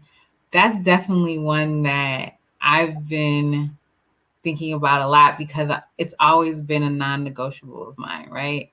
And I'm like, I think it's because I can't fathom, like, I don't have a child, okay? So I'm living life as a free bird. Like, I can prioritize the things that I want to prioritize, including my love life, and stuff like that. And then if a guy comes into the picture that like has a child, for me, it would be like, I don't know. And I think it's great. I think fathers of their kids, like, if you're going to be a father, you need to be a great dad. Absolutely. Like, all the way around the board. If you're going to do it the right way, because that's definitely a turnoff if you're over here spending more time with me than your own kid. But I guess my selfishness would come into play of like, I want to be your priority. You know what I'm saying? And if you already have a kid, like there's no way I will ever be your priority in life, ever. And it's selfish sounding, and I'll admit it, it's a little bit of selfishness. But it's just also like that whole experience of like birthing a child into the world. Like I want that, like it's super special to me. And maybe I have like fairy tale Disney, like whatever ideologies about it. And that is what it is. But like I would like for us to share that experience together because I feel like our bond would be maybe deeper, closer. I don't know. And that's not the case for everybody. I'm just like talking from my own levels, but it's definitely something that I've thought about because, as women get older, it's hard to find people who don't have children. Like the older you get, the more children are being produced. So I know that that might fall into a category at some point as like, okay, this might be a borderline negotiable at some point in life. Go ahead, Crystal. Well, I was going to say that my ex did have two kids, and I've never been the person to be like, oh, they can't have kids, because as I've gotten older, as you just said, it's going to stand to reason that they may already have kids. But a lot of my friends, they can't have babies. They can't have, if they're teenagers, if they're almost out of the house or something like that, or maybe, 12 or older or something like that.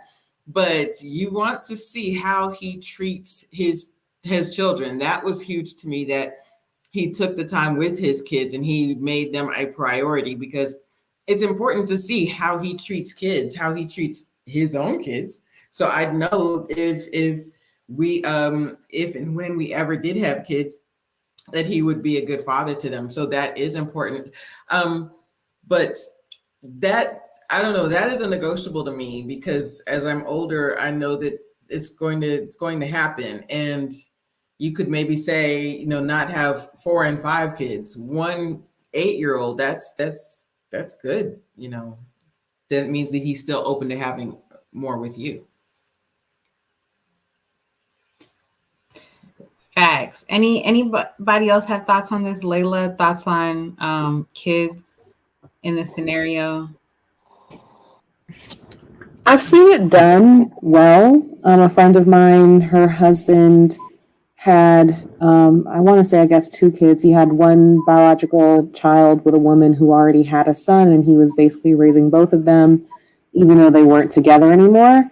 So I've seen them make it work. I don't know the details of the difficulties of that because it wasn't necessarily my business past a certain point. But, of course, it's not my preference because I don't have kids. I also think that, to be honest, like, people who have kids should be trying to date people who have kids. Like, I think that there's something about that you can just relate to. You guys don't have to explain that dynamic. You guys, it's a little bit different. It's like, I can judge your parenting, but it's like, I don't know. I don't know how I would do in that situation, because like you guys noted, it's like there's never going to be an opportunity where we're just carefree, where it's just us. Like, your mind, I remember asking one of my friends, like, what was it like once you had kids and the first time you went out after that? And she was like, it's basically like your heart lives outside your body, like, from that point on. Like, you're never going to just be present in the moment and just like, okay, like, you're constantly going to be thinking about like your child, and you get used to it. So when you see people who are sort of like enjoying themselves and they're out and they're even like, whoo, like, I'm so glad to be like away from the kids. They're just used to it, but they're not like not ever thinking about their kids, at least good parents. You know what I mean? So because I can't relate to that, I can see how that could sometimes like trip maybe like other things that I may misunderstand or misinterpret in the relationship. So just to avoid that, it wouldn't be my preference. But, who knows? Who knows? I really can't call it these days. I really can't call it. True. Because I have seen it done well. Like there are people who manage their kids and dating life and everything perfectly, and it's great. And there is a certain level of maturity too that comes with a person who has a child. So I totally get like instances where it does work, but I just always think about how long term, like that conversation that you have to have with the baby mama, and like the dynamics between that whole situation. Mm. I I think there are don't a know lot if of I have the patience for it. Go ahead, David. yeah. I was gonna say I think there are a lot of dynamics to it as well, because like it also depends on like sometimes you've got like a case where the mother of the kids um is dead, or you have a case where the mother of the kids is not like in their life, or there's no drama, there's no one busting into, busting someone's glass car and things like that. There's no drama involved, and then there's also a case where like the kids are already older, they're out of the house. It's just pretty much like a single man, well achieved, well established, living on his own. So like there are different dynamics to it as well. That being said, being a parent is no small feat that anyone should take lightly, and that's why I was saying, like, own your selfishness. Like if you want to be that one person, even because even with the person who's got kids who are older, you're a parent for life. So he's still going to be thinking about his kids, she's still going to be thinking about her kids and all those kind of things. So it's not going to mean that there would be someone who is single, but it just means like there are different nuances to it that you can always consider when you're going with someone like that. But then, like, like someone was comment, like there are great men everywhere, like there's no shortage of men. And yeah, that's true, but you have to just be honest that, like if you look at the world's population, there are actually more women than men. And a lot of women, I think that's part of the reason why. That's what I was saying before. You've hoped for a long time and you've waited, and it doesn't happen for you, and then you start adjusting your standards or your decisions to say, what, he's got kids, we can manage it, we can whatever, and then that's how people sort of start adjusting things to fit how it works. And to me, I think at the bottom of the end of the whole thing is, you want someone who treats you with love, you want someone who treats you with respect, you want someone. And to me, that cuts across with like the whole dating someone outside your race and things like that as well. I mean, personally, if you're asking me, I probably wouldn't date someone who's not black. That's just my own preference. I'm just saying. But then I feel like even with the family thing, yeah, like with the family thing as well, like the gender of the person also is important. For example, if it's me or if it's Kojo, and we want to get married to a particular girl, and our parents say no, as a man, you can stand your ground and say, you know what, you guys have to deal with it.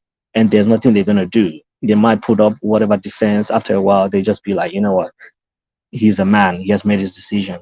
With a woman, it might be a bit different. They might put a lot more pressure on you and a lot of more drama and stuff like that. And the same thing as well. If you're with someone who is not your race or who's got a kid or whatever, and they put you first place, they take care of you. They treat you right. Your family can see that you're a whole lot better than you were before, and you've dated some, black, Mexican, whatever guy, and they've treated you like crap, and you cry every day, and you're suffering. But then this person actually treats you and put you as number one. That trumps every other thing. That's just my own perspective. At the end of the day, that there are people who have dated black men, and I'm a black man, so it's not to put down black men or anything, but you're dealing with, jail issues, you're dealing with, cops issues, you're dealing with whatever. Especially like even talking about plus size women, like we had that show on plus size women.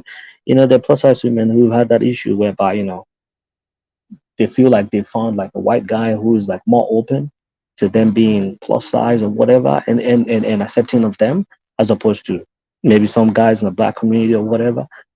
For me, at the bottom of the end, at the end of the day, is how's that person treating you? Do you feel loved? Do you feel like you're number one? Do you feel like you're being treated with respect? And at the end of the day, to me, that's all that matters.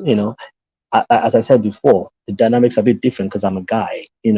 I'm the one who, in code, does the chase and all those kind of things. So because there are more women and things that I can probably have more options to choose and decide and things like all those kind of whatever. But I think you just have to understand at the end of the day, as a woman, you want someone who treats you with respect, loves you unconditionally, puts you first place, treat your kids well. And every other thing are things that you begin to look at and say, okay, does this really, is this all that is there, and things like that. When I talk about like some you talk about some black women, like you look like Lonnie Love, who's like a host on The Real, the TV show.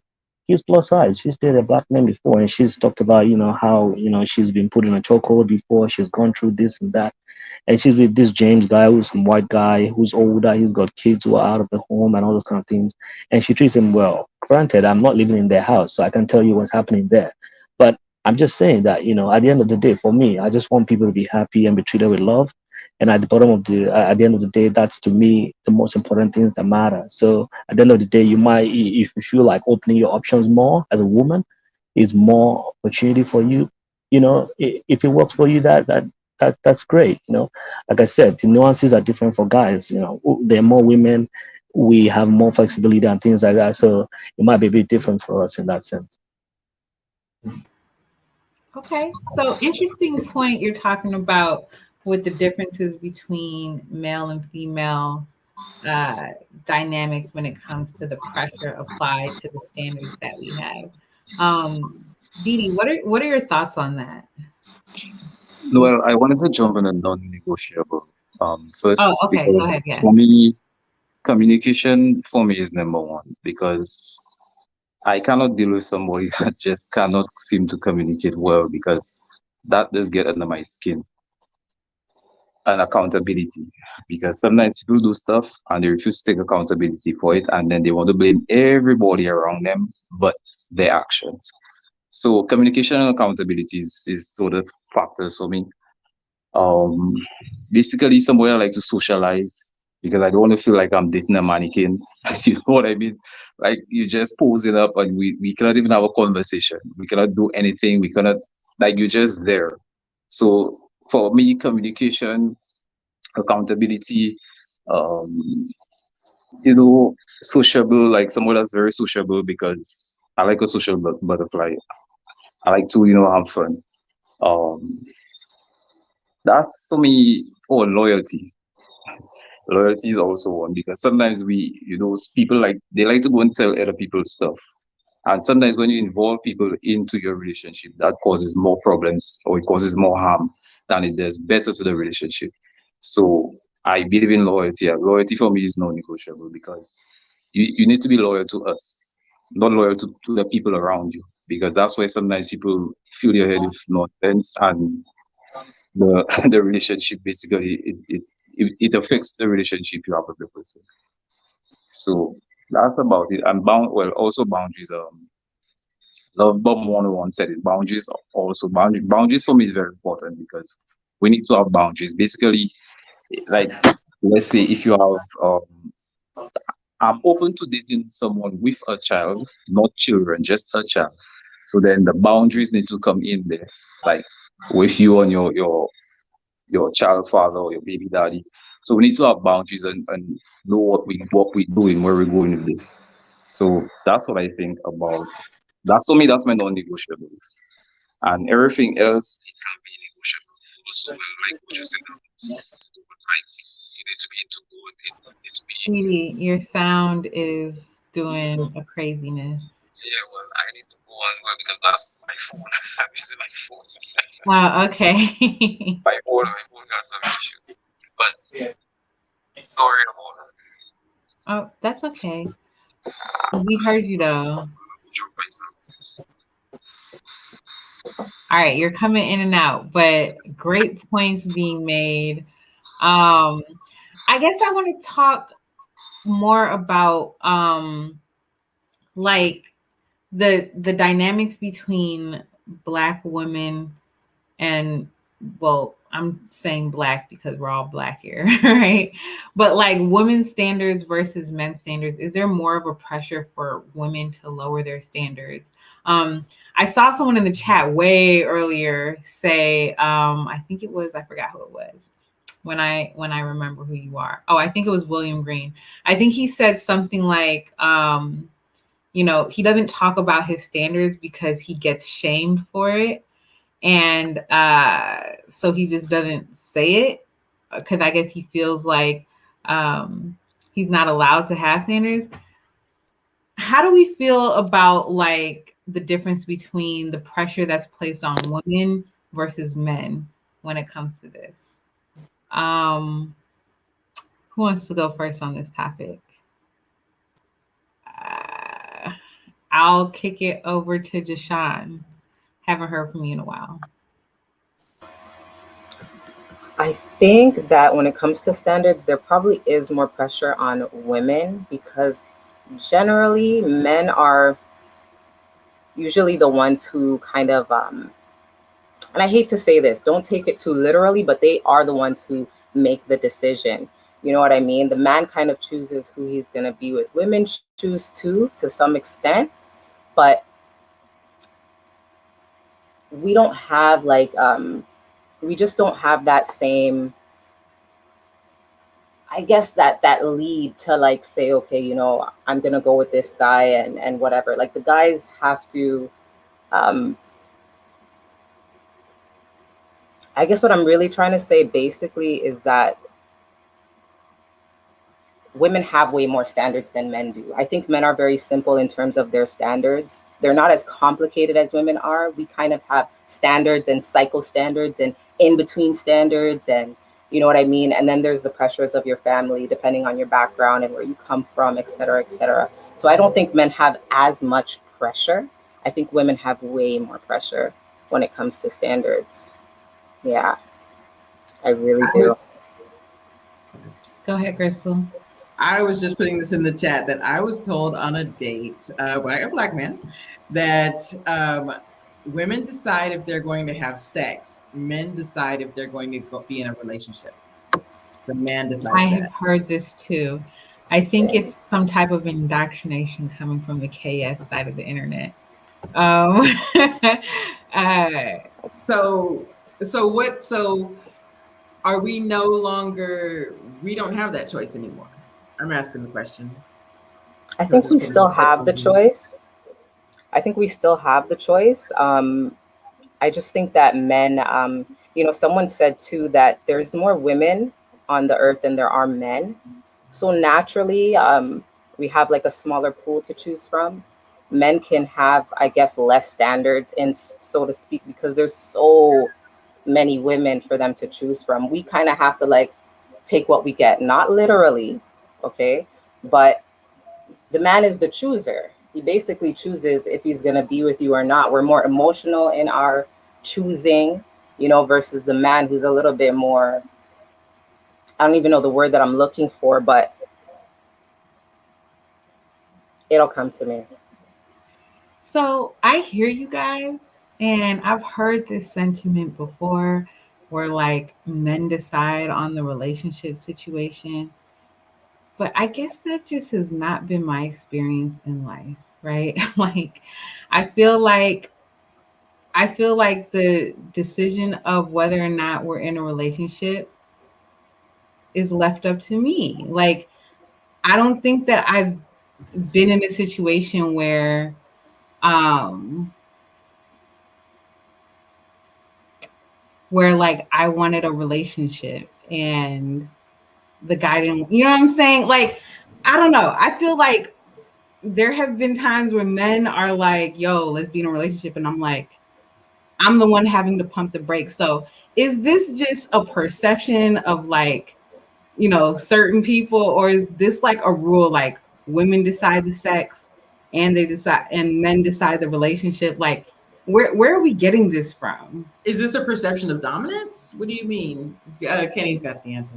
Or Go ahead, I Kenny. don't have the answer, but what I do have is a tie-in. Okay, so we all generally agree that Ready to Love, as producer orchestrated as it is generally kind of a microcosm of the larger society and dating in general, right? If you ask, and this is not a personal commentary, this is just based on the characters that are being played on our TV. If you ask Alexis Fly, she will say men decide the relationship because she is working on AJ to try to get him to decide to pick her. But if you ask Kyra is the one that everyone's waiting on to decide who she wants to be with. Even if the men feel like they have some kind of power, AJ could barely send her home. All that being said, it depends. You can take that for whatever it is.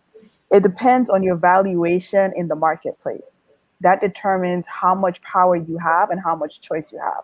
And we're gonna go to Kojo's, I don't know, cats Well, that just got something to say, I can you tell. know, it all depends on the perception of your value in the market determines how much power you hold. You cannot tell me that the average Jane Doe down the street is having the same dating experience as Beyonce, right? I'm sure Beyonce called the shots in a lot of relationship as opposed to some other chick who is, doesn't feel like she has much power except sex. And all that man is saying is just that he wants to smash you. Honestly, that's literally what he's saying. So you determine how easy or hard you are, but then he gets to call the shots if you're in a relationship. I call complete bull to that. He's speaking to how he's valuing you when he says that, and he's trying to test if you're buying into his valuation. There's going to be another man who values you higher than that and doesn't have that kind of twisted mentality. That's such a transactional statement and is a gaslight and a way for a man to see if you're deeping, if you're picking up what he's putting down. Kenny, would you classify that as negging? That's not really negging. Negging is a backhanded compliment used to make you feel subconscious, put you on your back foot where you're a bit defensive and now you're trying to prove a point. It could be the cousin of negging because depending on the woman that it's said to, she could then try to say, okay, I'm going to use this as a challenge to prove that you will choose me. It could kind of put a woman in a pick me spirit. I think this is just outright disrespectful. And only a few people will be quick to pick up on what's happening in that moment. He's putting you in a position where now you have to fight for his attention because apparently he calls the shots. He's telling you he's a referee in this game, whereas we all know that the players get paid more than the referee, right? So you need to when a person tries, you cannot feel inferior, or no one can make you feel inferior without you consenting to being put in that position. So someone could try to tell you whatever, but until you buy into that narrative and into that story, you're not the player that or you're not the value that they're trying to put on you. A lot of people don't realize that they're buying in. Like there's actually a choice in that matter to be like, screw this narrative. I'm going to find someone who feels like it's not a transaction of like sex or relationship, but that like we're building something together and we both choose if we want to be in a relationship or not. Someone who says that to you is trying to put you in a position where you're not going to be in a pick me spirit. Right. I totally. Whatever happened to the men? Like men used to say, no, you have the power. The women have the power. Is the man's job to, or not, I don't want to say job, but to go out and have that challenge. And we're the ones that have uh, to, want to slay dragons for that woman. What happened to that chivalry? That's totally dead and gone. And now, living in Atlanta, I'm sure you guys have heard that there are 10 women to every man. I don't want to say 10, but there's at least 7. Yeah, there are more women than men, and I've heard that before. Men have come to me with that, and because of that, I have got the women that will do whatever it takes to get a man. The men don't have to do anything, and to go home with someone that they don't even know their name. But are those same 7 or 10 women the same caliber as? They're not all the same caliber. You're not competing with all the same caliber of women, all 10 women. So it's very interesting. I agree with you. Kenny. So.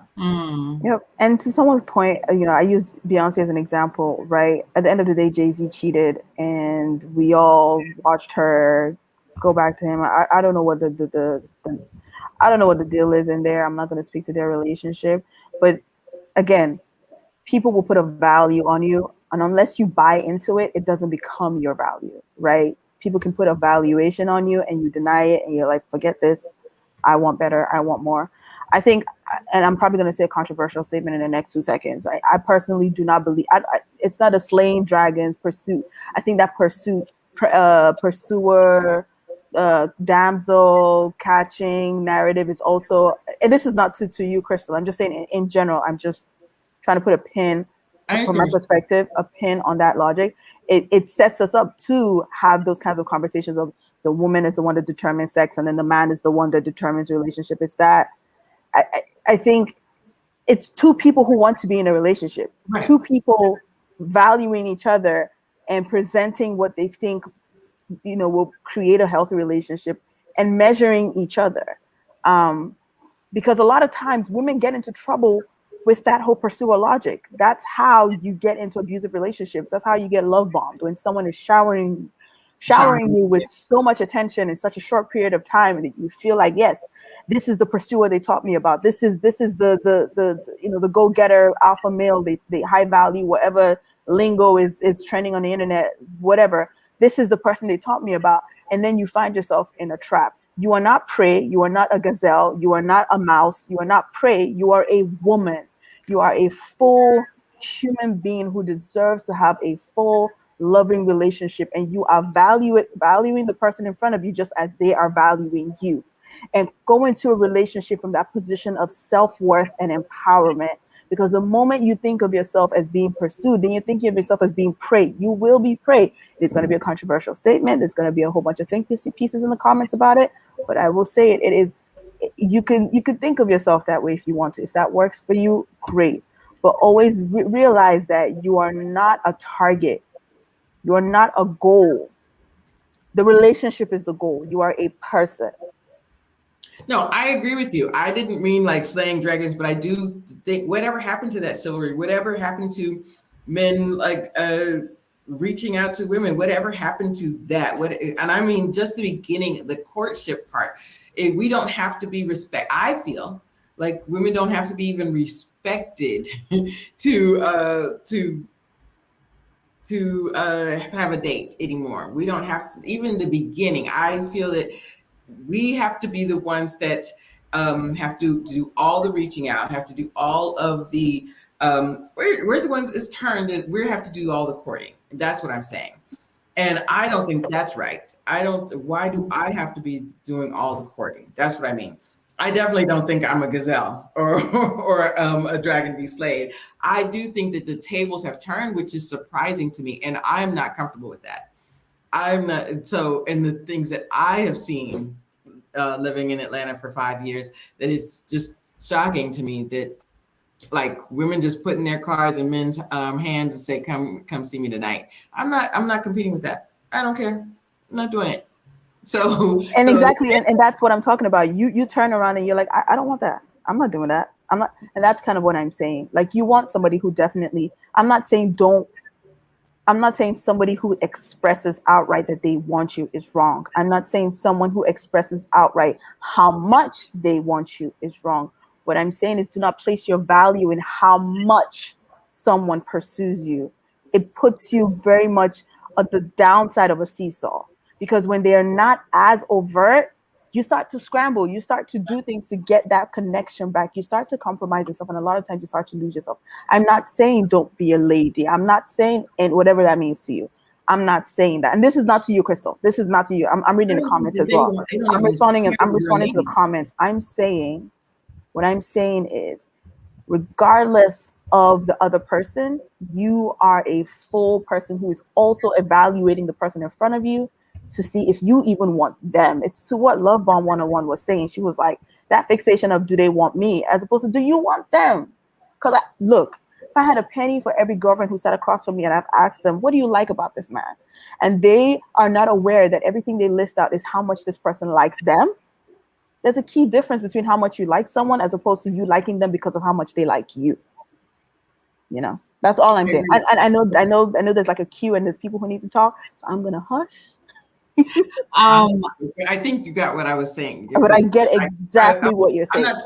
Yeah, I just think that the tables have turned. That we're the ones that have to. You're saying that we're the ones that now be more on the offensive and be more aggressive. Yes, I get what you're saying. That I'm not comfortable with that. I think that we shouldn't have to settle. 100%. And I would like to, to be approached, and it doesn't happen that way.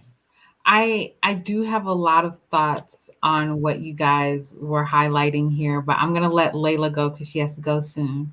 So Layla, what are your thoughts on this conversation right now that's being had? Wow, I mean, I feel like the conversation took so many turns, but what everyone was saying was spot on, but Kenny, per usual, like you're inside my head, you're using terminology that I was having just so many thoughts in my head when I was driving around. I'm just running around. I have a lot going on.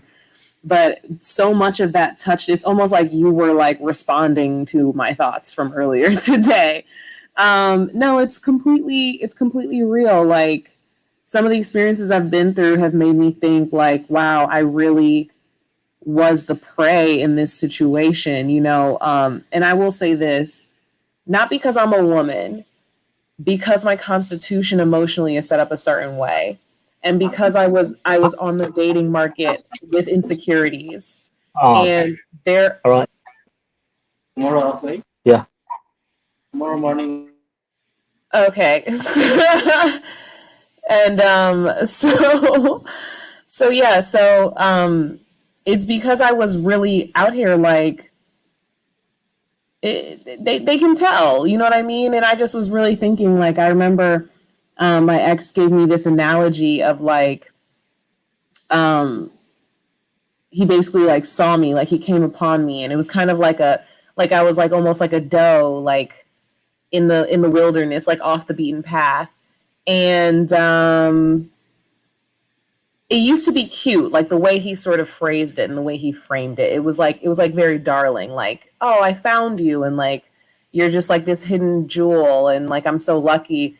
And today I was realizing like, no, that means that I was like the prey in that situation. Like he was like the hunter, and I was like the target, like the prize. But the way our relationship shook out, is an ominous sort of analogy. So it's kind of just like we do not have to just accept. And that, I think, is the thesis of your panel. I think that is the thesis of this part one and part two. No one does. And like I said, it's not because I'm a woman. Like there are men out there who are emotionally intelligent, who are like empathetic, who are sensitive. You don't have to just accept. You don't have to like find, like, if your partner, you don't have to make them a project and try to fix them and deal with all the blows that it takes to like try to make them into the person that you wish they were or that you think they could be. You don't have to do that. So, I just, I'm not really even sure what your original question was, but basically, like, I just want people to, like David said, thrive in being single so that when they get into their next relationship, it's a nice to have. It's not a must have. There's a lot of pressure that's going to be put on us. Our parents are from a different generation in most cases, where like the things that we're now looking for in relationships, they can't always relate to. You know what I mean? Like, it's just like the way we look at jobs in many cases today, like fulfillment, you know what I mean? Passion, those things, they can't necessarily relate to having that in a job. So they're always going to tell you, don't follow your crazy dream, like stick with what's stable. Like, what do you mean your relation, you don't want to get married because the dating pool isn't great? You're just not trying hard enough, blah, blah, blah. Like, they can't always relate. It's not just parents. It's like other people. It's society generally. Like, it's difficult. But, I'm grateful that like you're having this type of conversation. Hopefully other people are having this type of conversation as well. And that it's just kind of like, think very critically about what you're willing to tolerate in a relationship. Like Kenny mentioned, love bombing, and we talked about chemistry. those first couple weeks, those first couple months in a relationship, yeah, of course you're willing to, wave away any sort of turbulence because this person seems so great and everything is so happy. Like, you can't wave anything away. You can't wave anything away. People say, oh, I didn't know what I was getting into. You did know. You did know. You just thought that it would go away magically. You thought that it would work itself out. And you thought that, like, we would, just figure it out. But then 7 years later, you're dealing with the same thing. It's just 7 years worse. That, like, I saw a relationship show and the counselor was saying that, like, people actually, like, the fights you were having month 3 of your relationship are the same fights you're going to be having like year 5. You're going to be arguing about the same things. They are fundamental differences between you. Those are the only things that you will be arguing about. If communication was an issue in the beginning, it will still be a communication issue. And it's not to say it won't improve. That's also not to say it will improve. It's just to say that communication is something you're not naturally aligned on, so it's going to be a problem area in your relationship. So you have to think really critically about those early stages. And it's not like, oh, just throw everything away. It's really just, what can you live with forever? How does this person react when I bring it up? Do you listen to me, or do I have to keep asking you the same thing? If I say it's hurting me, are you still doing it? It's just, I think people should just think really critically about those first few months in a relationship and just not even if your partner approached it as a hunting situation. I'm not here to tell men how they need to look at dating, but you don't have to be prey just because a man is chasing you. You don't have to be a victim. You don't, or not a victim, but like, you don't have to be like, you don't have to take on that role. You have your own agency, like Kenny was saying. Layla, you literally bring up so many good points. And one thing I was thinking about when you were talking was like the whole prey situation. So one thing I have noticed, like when it comes to dating, is when I set my standards in a certain capacity, let's say like physical, right? Like if I say I'm abstaining or, whatever the case, right? That then becomes like the goal. Or like when you have standards, it's like the guy tries to make you break your standards. Like they think that they can convince you to bend or compromise and stuff like that. So really, like the more barriers you put into place, like barriers to access, the more they're going to try and pursue and tear those things down. Now, the difference is like, women, we're taught to do these things, have these standards, these barriers, whatever the case. How can we differentiate between someone who's a predator and someone who genuinely has good intentions? David, I'm gonna let you go, and then Kojo, I want you to sound off on that as well. So I think the point you just made that we would challenge whatever standard you put up. The reason why we always do that as guys is because we're guys who are supposed to be, we're taught to be in control. We're taught to be in charge. We're taught to be the leader. We're taught to be the head.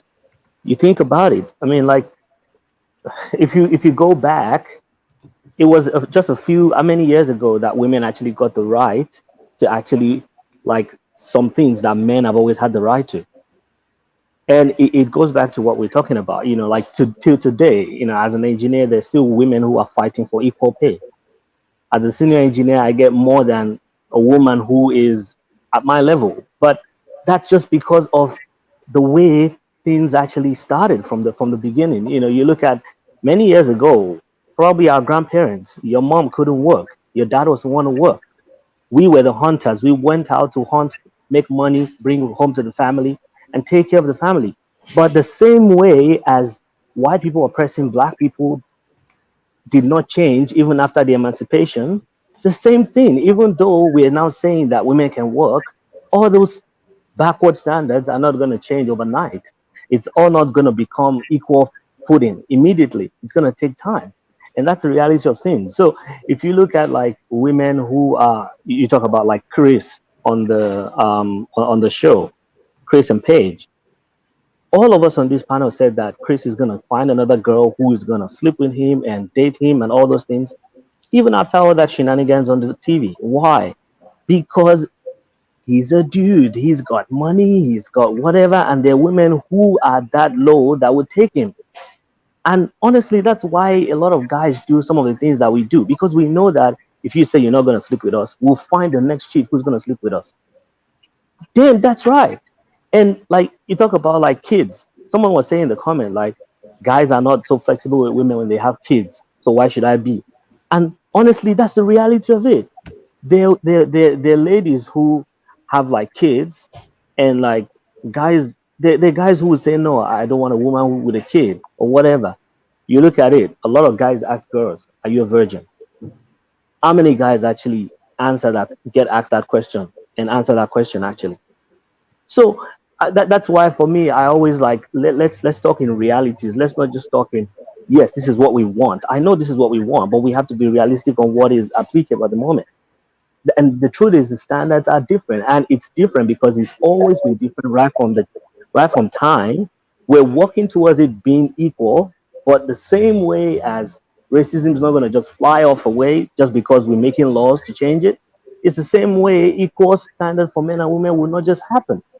So you look at like what you're talking about, like how do you know who is not a chaser? The chase the chase sometimes is good. We've said it on this panel. If you just give it to a guy, he's gonna just jump off after that, and then he's gonna say he's just a jump off. So you're gonna do a little bit of, razzmatazz and whatever, and all those kind of things. And even though you're feeling him, even though you like him, even though you can't wait to be with him, you want to be like, oh, I'm not gonna make it so easy for him. I'm not gonna make it so cheap. And we as guys, we ride in that. We're competitive. We like challenges. We like obstacles. So the reality is that's kind of like innately as guys how we build. We want to be, and so when we're talking about the fact that for women it's a bit different for with guys, the reality is as a woman you can, and when you get married to a guy that you so love, you guys are high school sweethearts, you guys get married. Unfortunately, who gets pregnant? The woman. And then if it doesn't work out and she's got to move out and leave that marriage, now she's going to look for a man who's going to take her with 4 kids. Tell me how easy that is.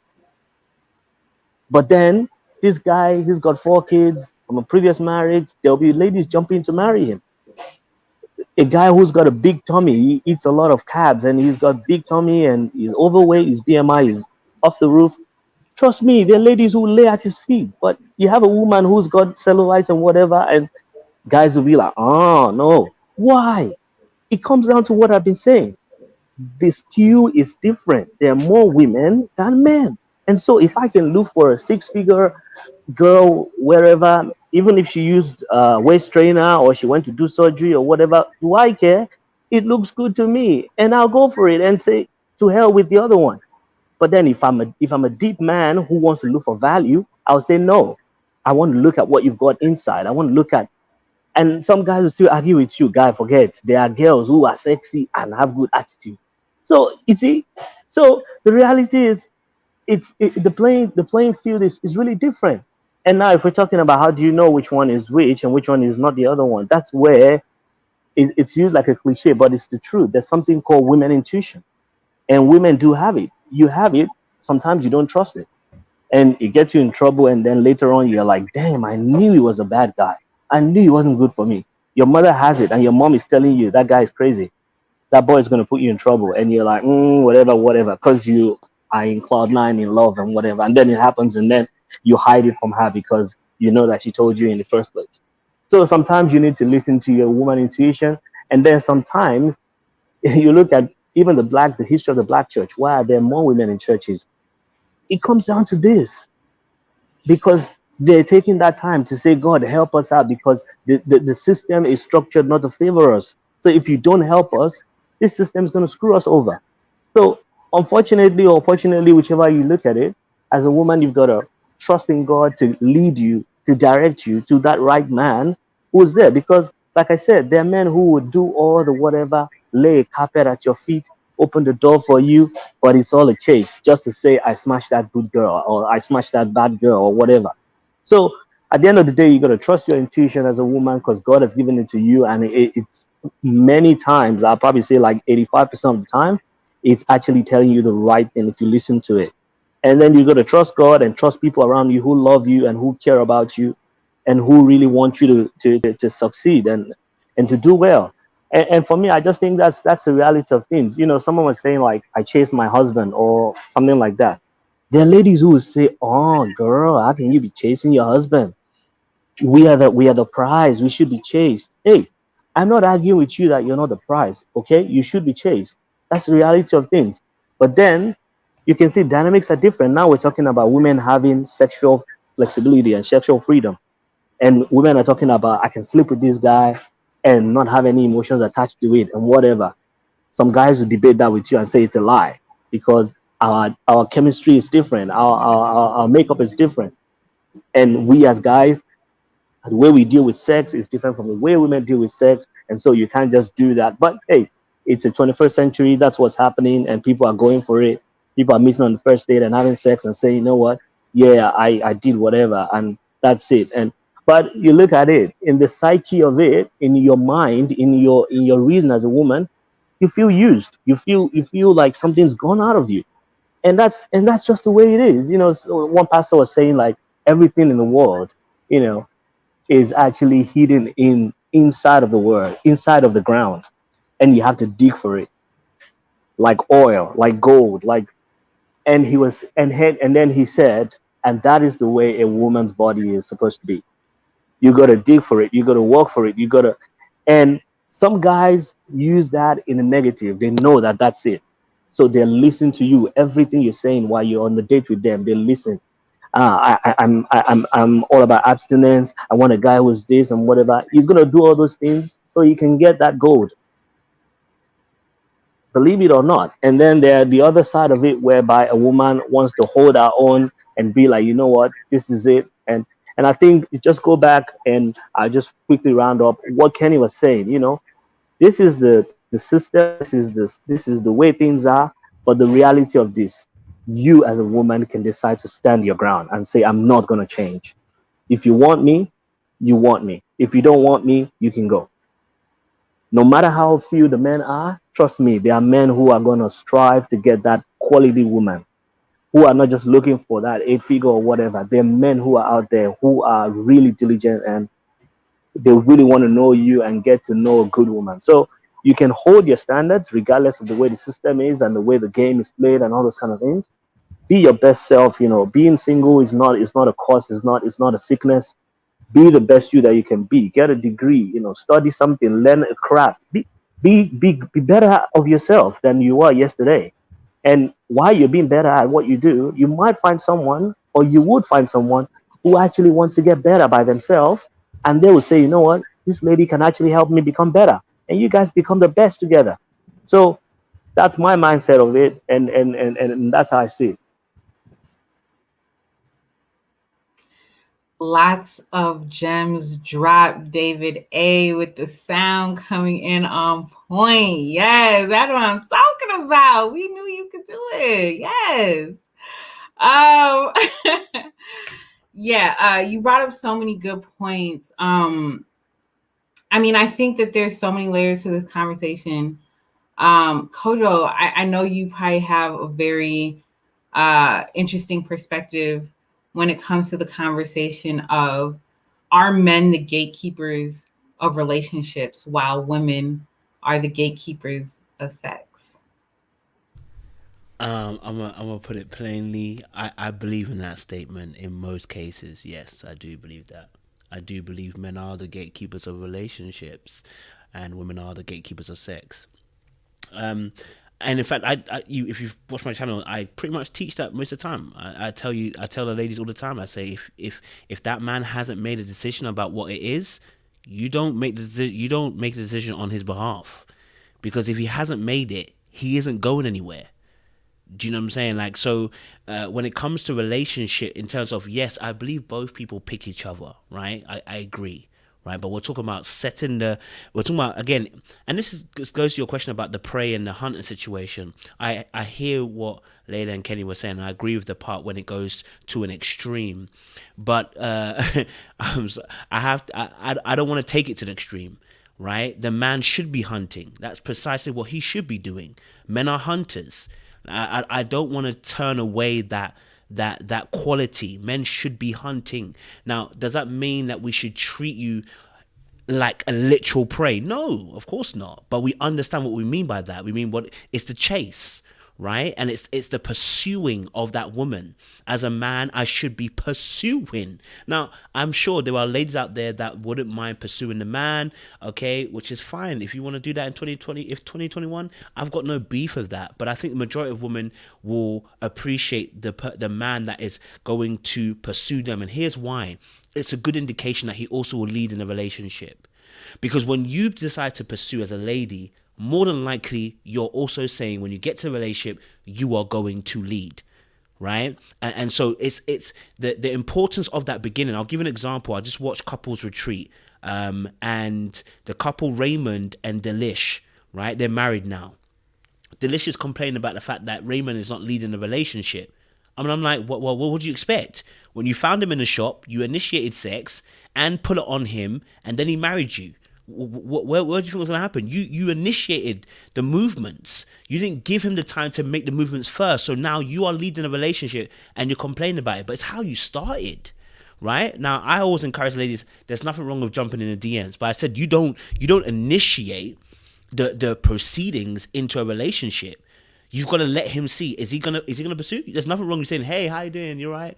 Like, I just saw your thing or whatever, blah, blah, blah. There's nothing wrong with that. That's a conversation.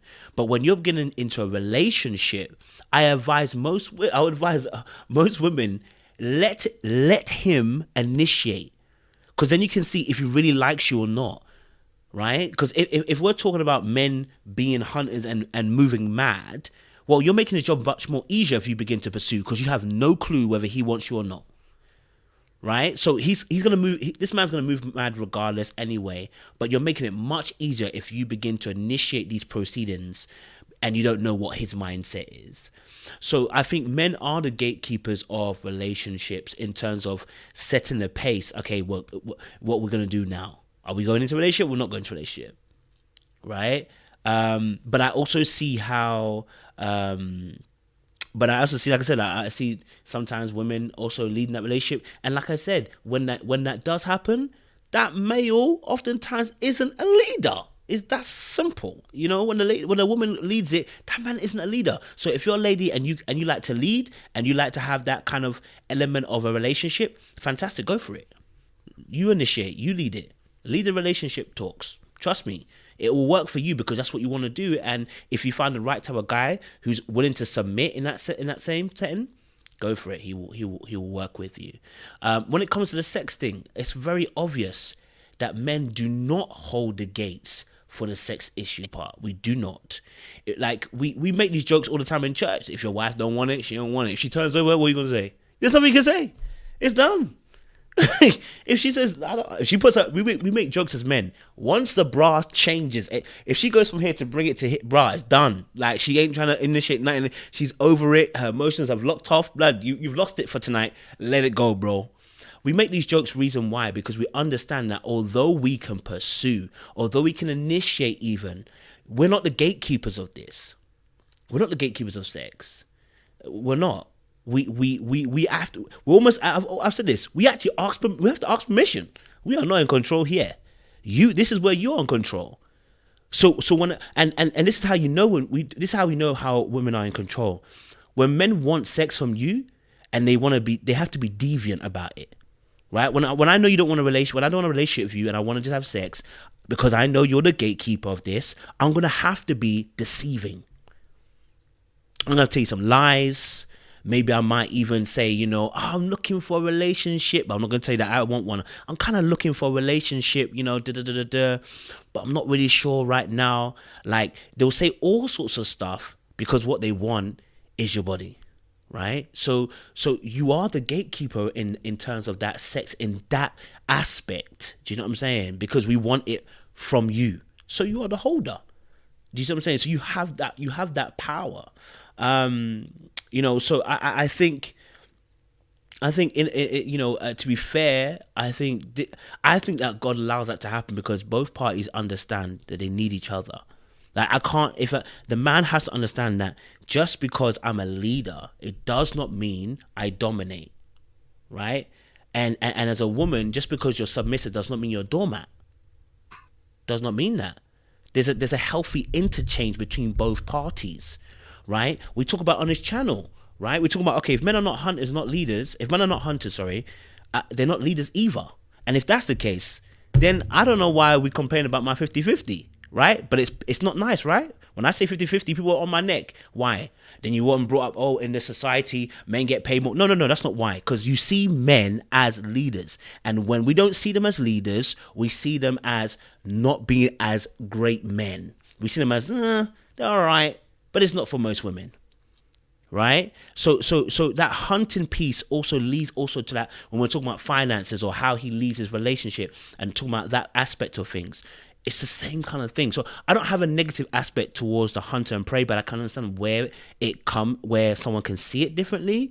But I definitely believe that men are gateway to relationships and women are the gateways to sex. I think most men realize when they get into a relationship, if a girl says I'm not in the mood, nobody's in the mood. Nobody's in the mood. So Kojo, then, like, what would you say to the aspect of, and I do agree that women are gatekeepers of sex, I guess I'm just not all the way sold that men are the gatekeepers of relationships. And the reason I say that, because what would you say to a scenario when, okay, like when a guy wants a relationship and the woman is the one kind of setting the pace of like how quickly we move into different aspects of the relationship, whether it be sex, whether it be commitment, whether it be stuff like that. Does she then move into being the gatekeeper of that relationship? And that doesn't necessarily mean that she's pursuing him. It could be like him pursuing her and wanting to go faster, at a faster pace maybe than what she's willing to go. And so I feel like that would then make her the gatekeeper, wouldn't you say? I mean, there are definitely those instances where someone's like, I want to move a bit slower. A lady might say, look, I want to move a bit slower. I don't want to rush this process part of stuff, right? That's not necessarily initiating, or sorry, that's not necessarily saying she's a gatekeeper of the relationship. She's asked for an aspect of the relationship or a piece of the relationship at this point to be moved at a slower pace. Nothing wrong with that. She's asking for an aspect of the relationship to be moved at a slower pace. But when it comes down to that final decision, yes, I definitely believe that as men, you have that final say. And the reason why I'm saying that again is because, like I said, this is why every time we talk about situationships, and I'm telling people, what's his position, what's your expectation, what's the one? Because most times when we're in those situations, women end up in those situations. Why? Because they lead the charge without finding out what he actually wants. So when we're talking about that final piece, it's not to say, and again, I don't want it to have a negative connotation like that means he's dominating. No. It just means it's the mechanisms of these things. These are systems. This is how we operate oftentimes. It's not everybody that fits into the system. Other people do things differently, right? There are people that are always outside the system that do things slightly different to others, and I can accept that. But I think the majority of people operate by this lane, which is why even on this channel, we have conversations on Ready to Love about people who are, for instance, if we're not going to operate by the normal basis, then, for instance, when we're talking about Jason and we're saying, he's not, we're looking at him and going, he's not really the way the masculine energy is working right now, it's not really some way, do you know what I mean? But you can see with the conversation with him and Kyra, for instance, right? He wasn't gatekeeping that relationship. He wasn't. Kyra was. Right? And when she began to gatekeep the relationship, you see how he submitted himself. He was suffering. But with Liz, he gatekeeps the relationship. Right? But because he wanted it so bad, he started doing things. He's now asking really mad questions. He wants her to establish her position when he's got two girls and she's got two guys. Why would you want to do that for? He started losing himself. right? And that's an indication that when you get into the relationship, he is going to suffer from insecurity. He's already doing it now.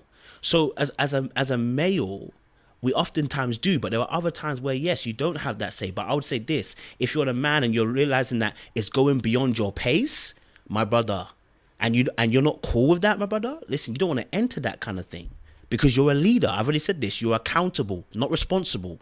I believe women are responsible, not accountable. When a relationship begins to fail, the man is the final head stop. He should be looking at going, what's going on? Why is my ship not operating? Why is my team not operating the way it should be? You know what I'm saying? So for me, that's how I would look at it. I mean, again, we can look at it different ways, but that's how I look at it from that perspective. Interesting. Love Bomb. What are your thoughts on this? So I hear all your points, and I've kind of been taking it all into consideration. I think when I think of gatekeepers for sex and relationships, like my mind automatically in this conversation went to Ryan for some reason, thinking about how he held the sex and the relationship with both scenarios. So, and then when we go back to maybe Jamie in the first season, again, she held the sex and the relationship dynamic. So then when we think about stuff like that, I think when we get into relationships, we have to be accountable to what we think we're deserving of, because that could set the standards to the gatekeeper dynamic in the relationship. Meaning that if I feel like with Clara, maybe she didn't feel like she was deserving of the love that Ryan was giving her, so she was able to settle for everything that he was giving her. I'm trying to formulate my thought. I think gatekeepers in a relationship can change. It doesn't matter if it's a man or a woman. I think how you start a relationship is gonna set the tone for how it's gonna proceed. Not necessarily always, because I know for me specifically, when I was, as Kojo would say, moving mad, I probably didn't have the standards for myself to be a gatekeeper in any scenario, because I was willing to accept whatever anybody else was giving me. So there's no way I'm going to be telling you like, oh no, you can't have sex with me because I need you to achieve this, and this before we get into bed together, because that wasn't even crossing my mind. Oh, you like me? Great. That's giving them the power to be the gatekeeper. If I was a man, if I'd had that same mentality, like with maybe Jason, where, oh, Kyra's this beautiful lawyer, she has all these great things going for her, maybe I need to knock myself down a little bit in order to fit into this relationship.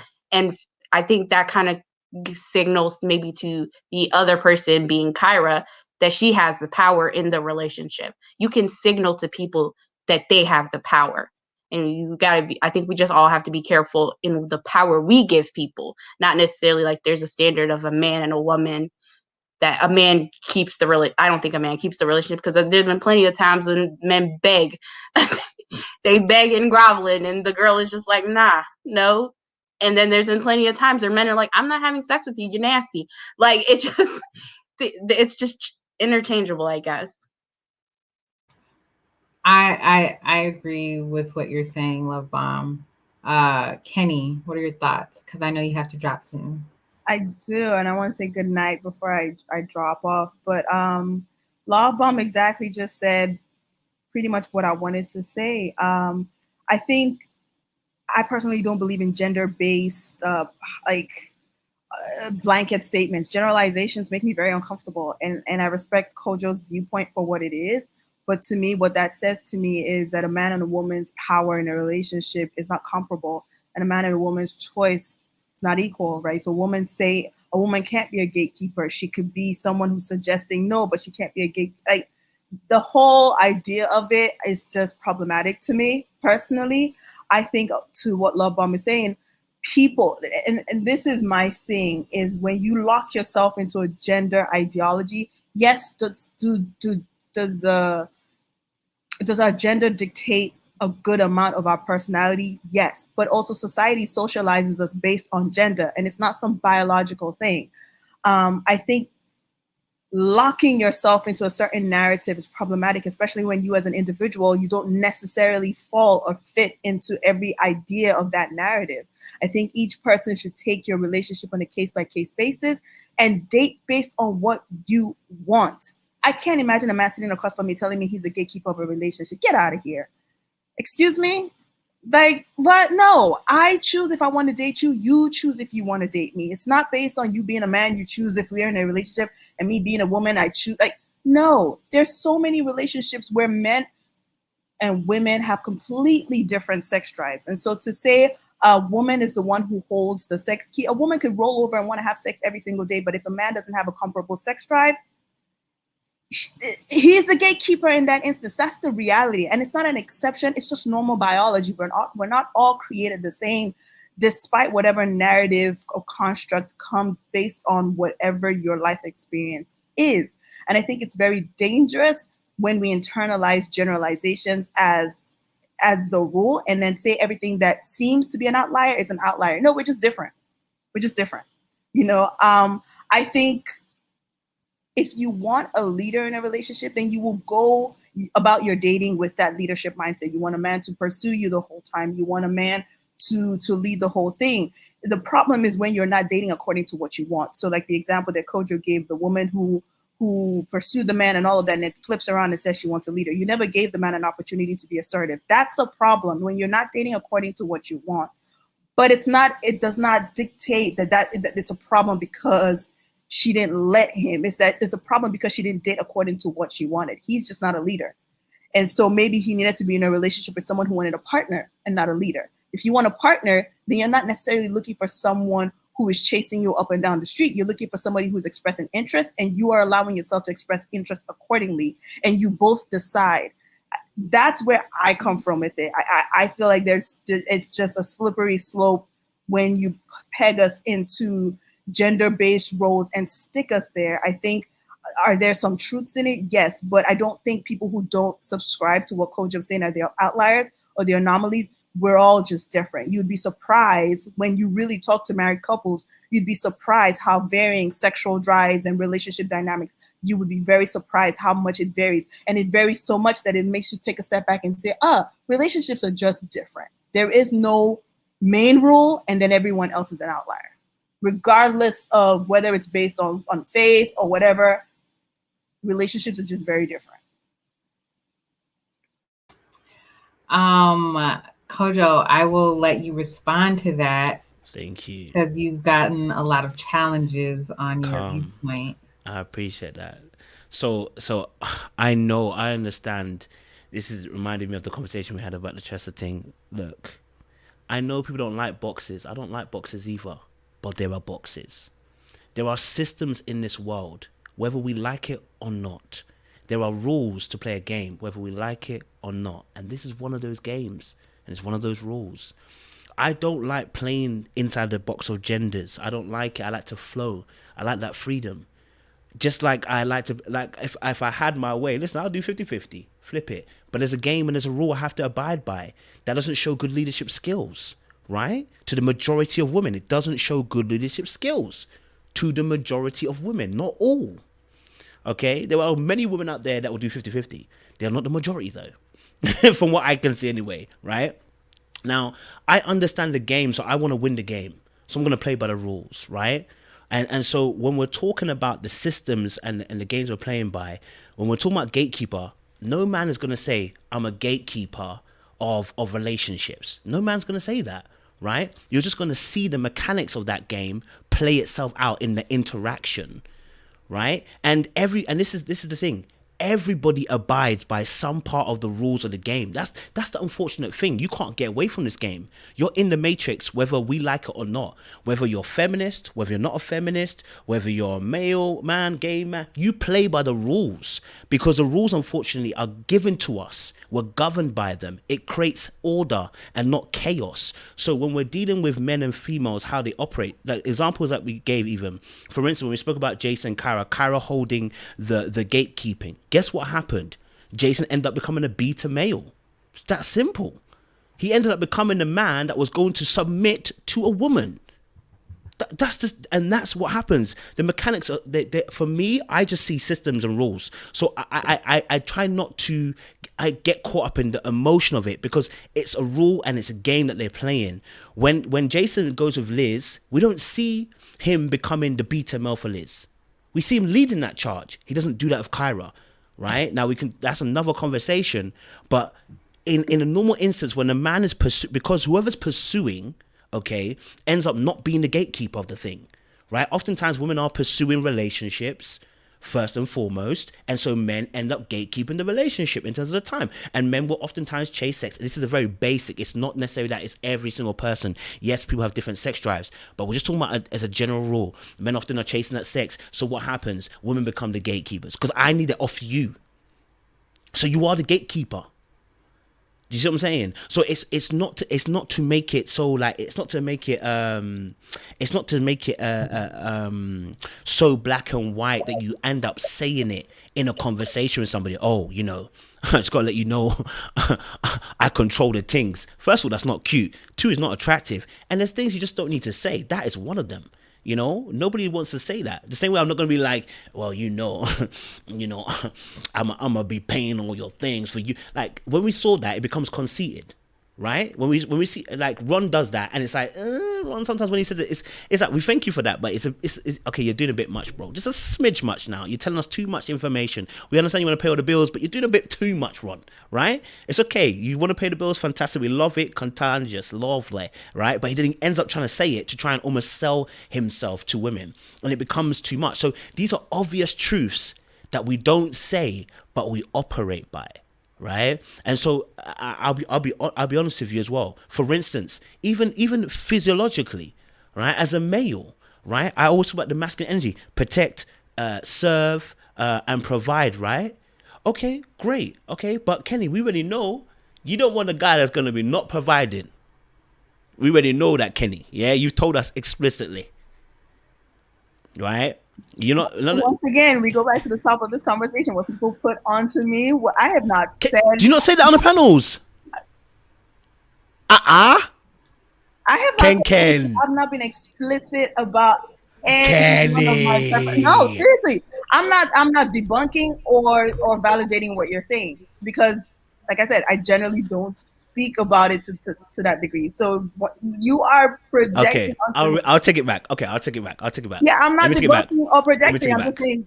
Okay. Make your case. Okay, I'll take it back then. Outside of me. So listen. So here's the thing, right? Like I said, the game is just a set of rules, right? So for instance, like I said, this whole provider stuff, right? I don't like the way that people talk about it, but the truth is the truth.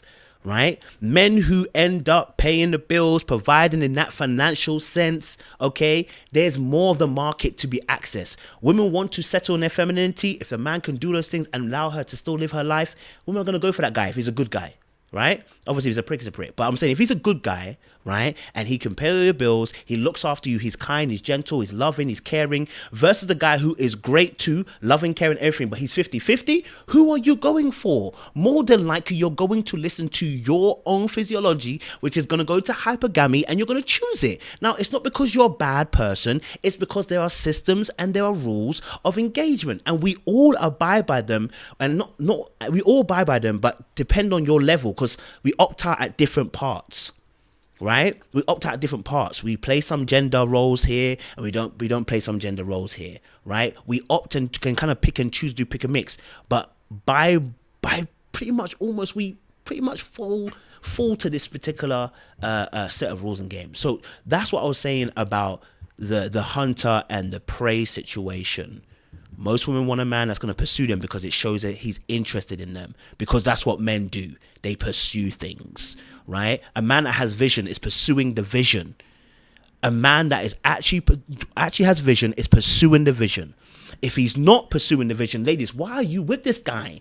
Unless you want to pursue the vision and he's following you, then that's fine. then have that situation. That's no beef. But I'm saying that's a smaller minority to what people really want, what women usually go for. Now, maybe the tide is turning and we have more women that want to lead things. I don't know. I don't think that's the truth. And we can see the effects of it when it does happen. Women start complaining, saying we're working so hard, and these men don't be helping us at home as well. So you want to do 50-50 and not help at home? Are you mad? And I'm like, I'm with you, girl. I'm with you. Why is he doing 50-50 and not helping at home? I don't know. You tell me. He doesn't change no nappies, doesn't do the dishes, doesn't cook for you, doesn't do those things.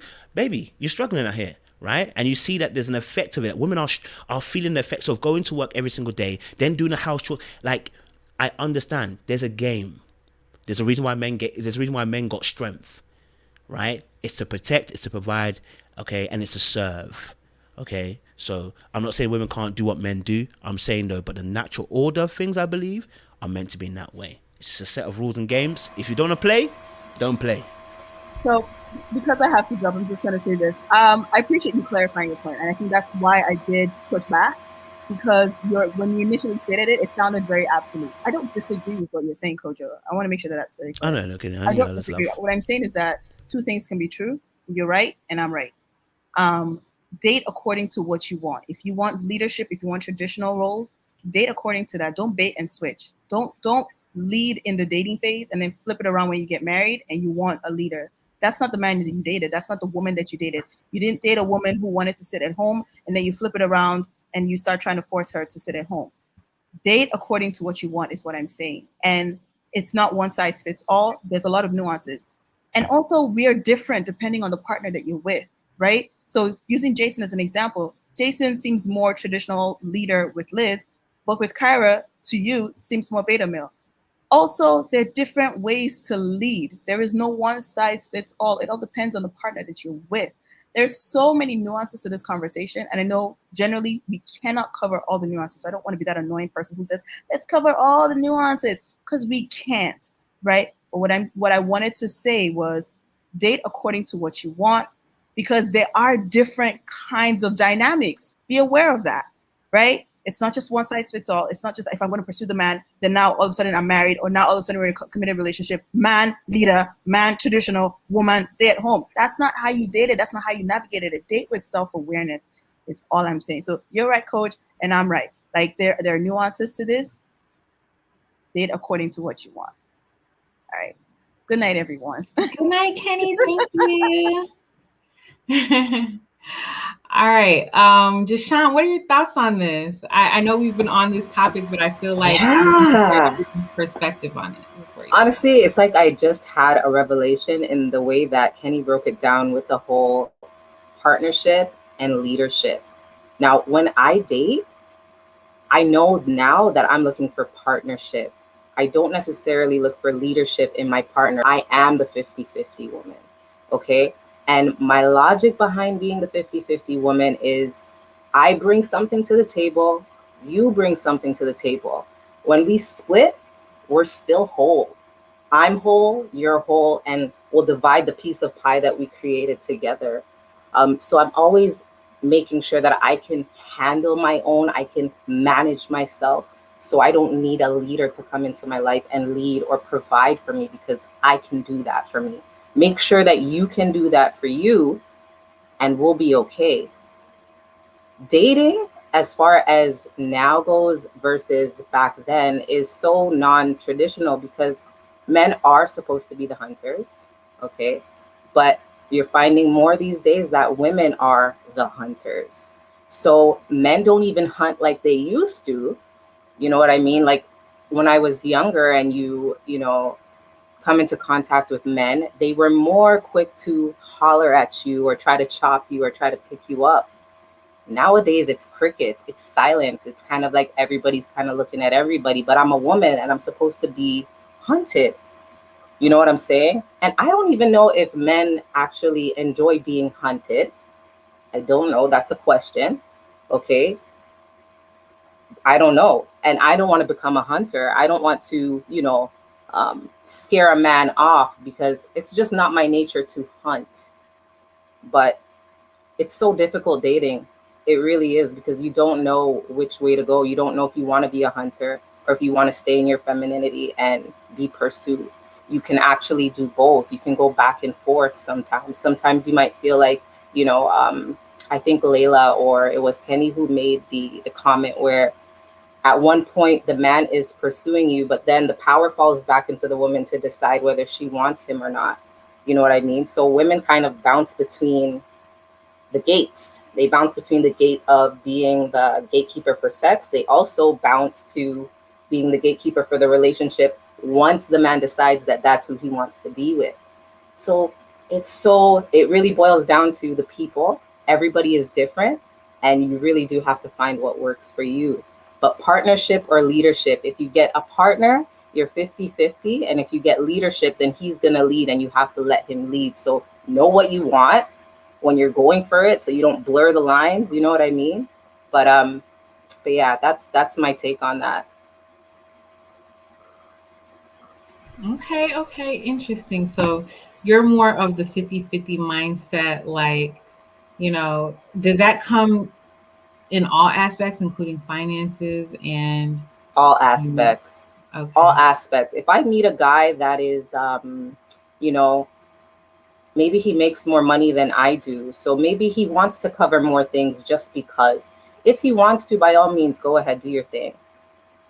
But just know that I don't need you to do that. Like, I'm not going to be without if you don't provide, because I'm Mhm. already going to make sure that I can provide for myself.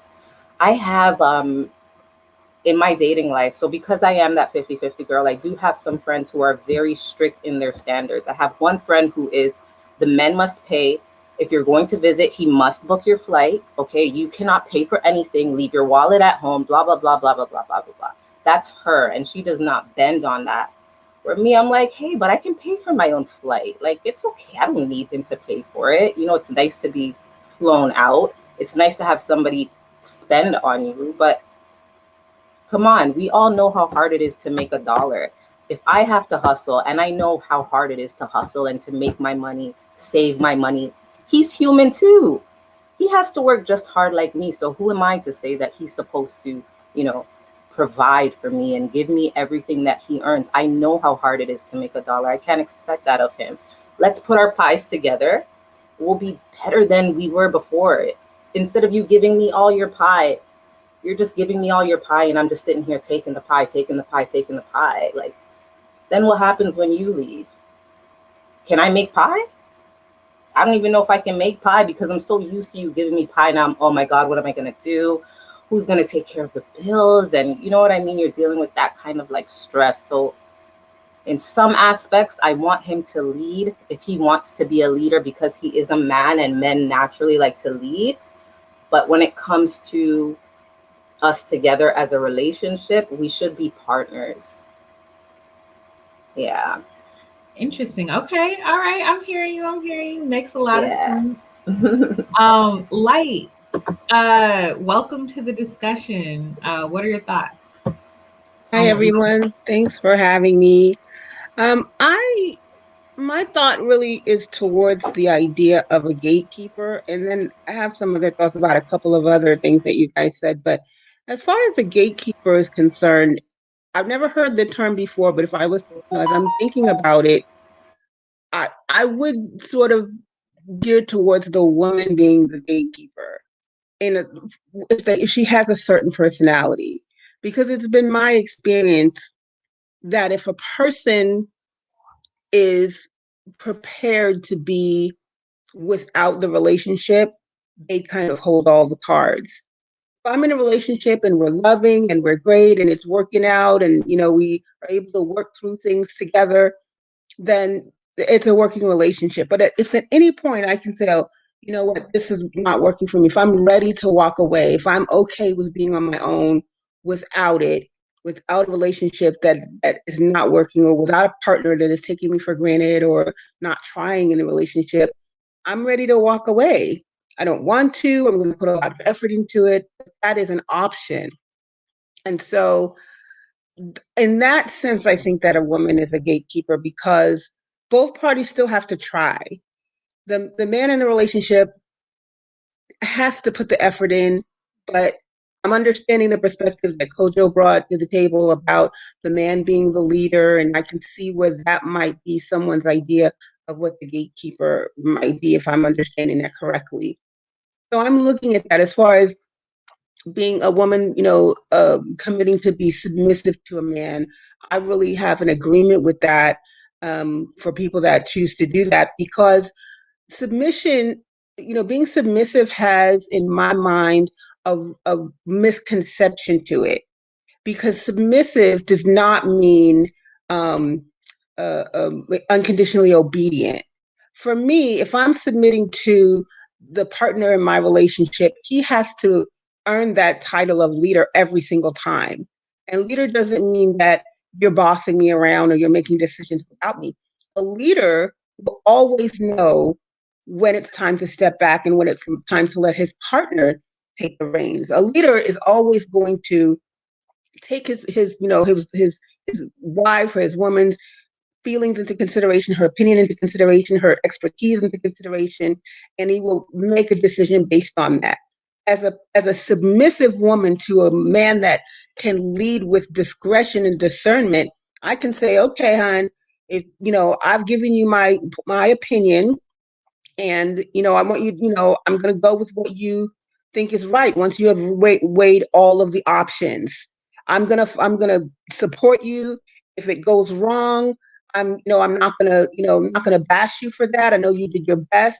If I know that you're taking my opinion into consideration, if I know that you're partnering with me, I'll follow that.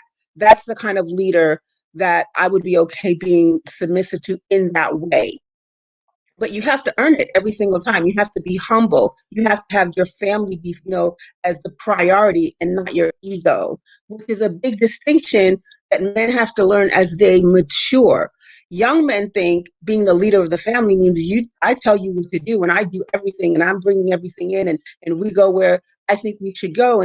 And they're not taking their partner's really opinions into consideration because they feel they have to know best. They feel they have to be the one to drive the car every single time. A leader, a man that is a leader, has the humility and the lack of ego to say, maybe I'm not the best one to drive the car today. Maybe I'm not the best one to deal with the finances because my aptitudes are not in that area. Maybe we don't move because my wife is making a better better situation here for the family, and I can be creative anywhere.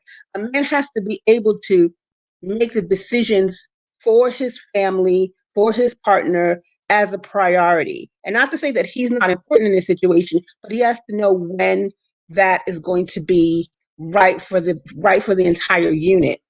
And if that person is my partner, I can feel confident in saying, okay, I'm going to follow you because I know that you're not doing this just because you want to look like the man.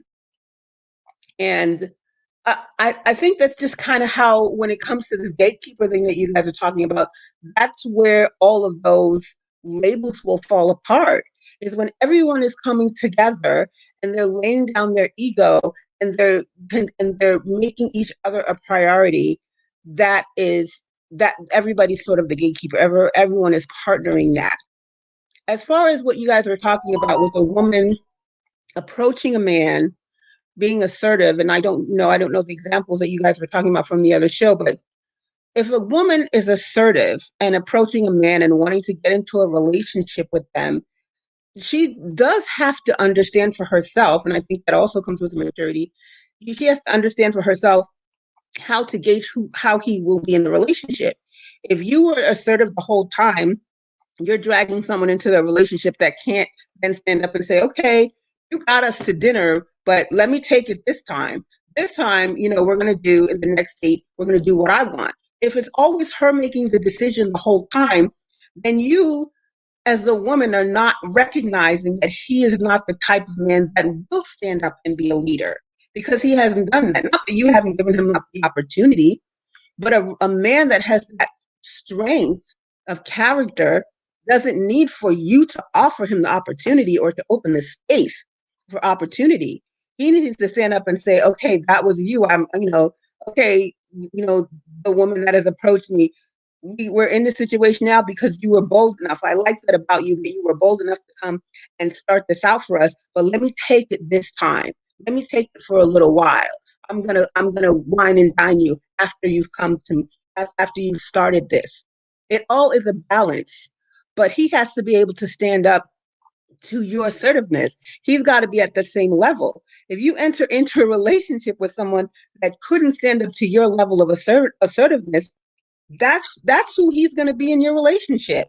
That's who you have captured. You guys are talking about hunting. That's who you have captured, is the person that you had to sort of boss into a relationship. You had to be the leader into lead him into that relationship, as opposed to saying, I approached and we were able to do this together.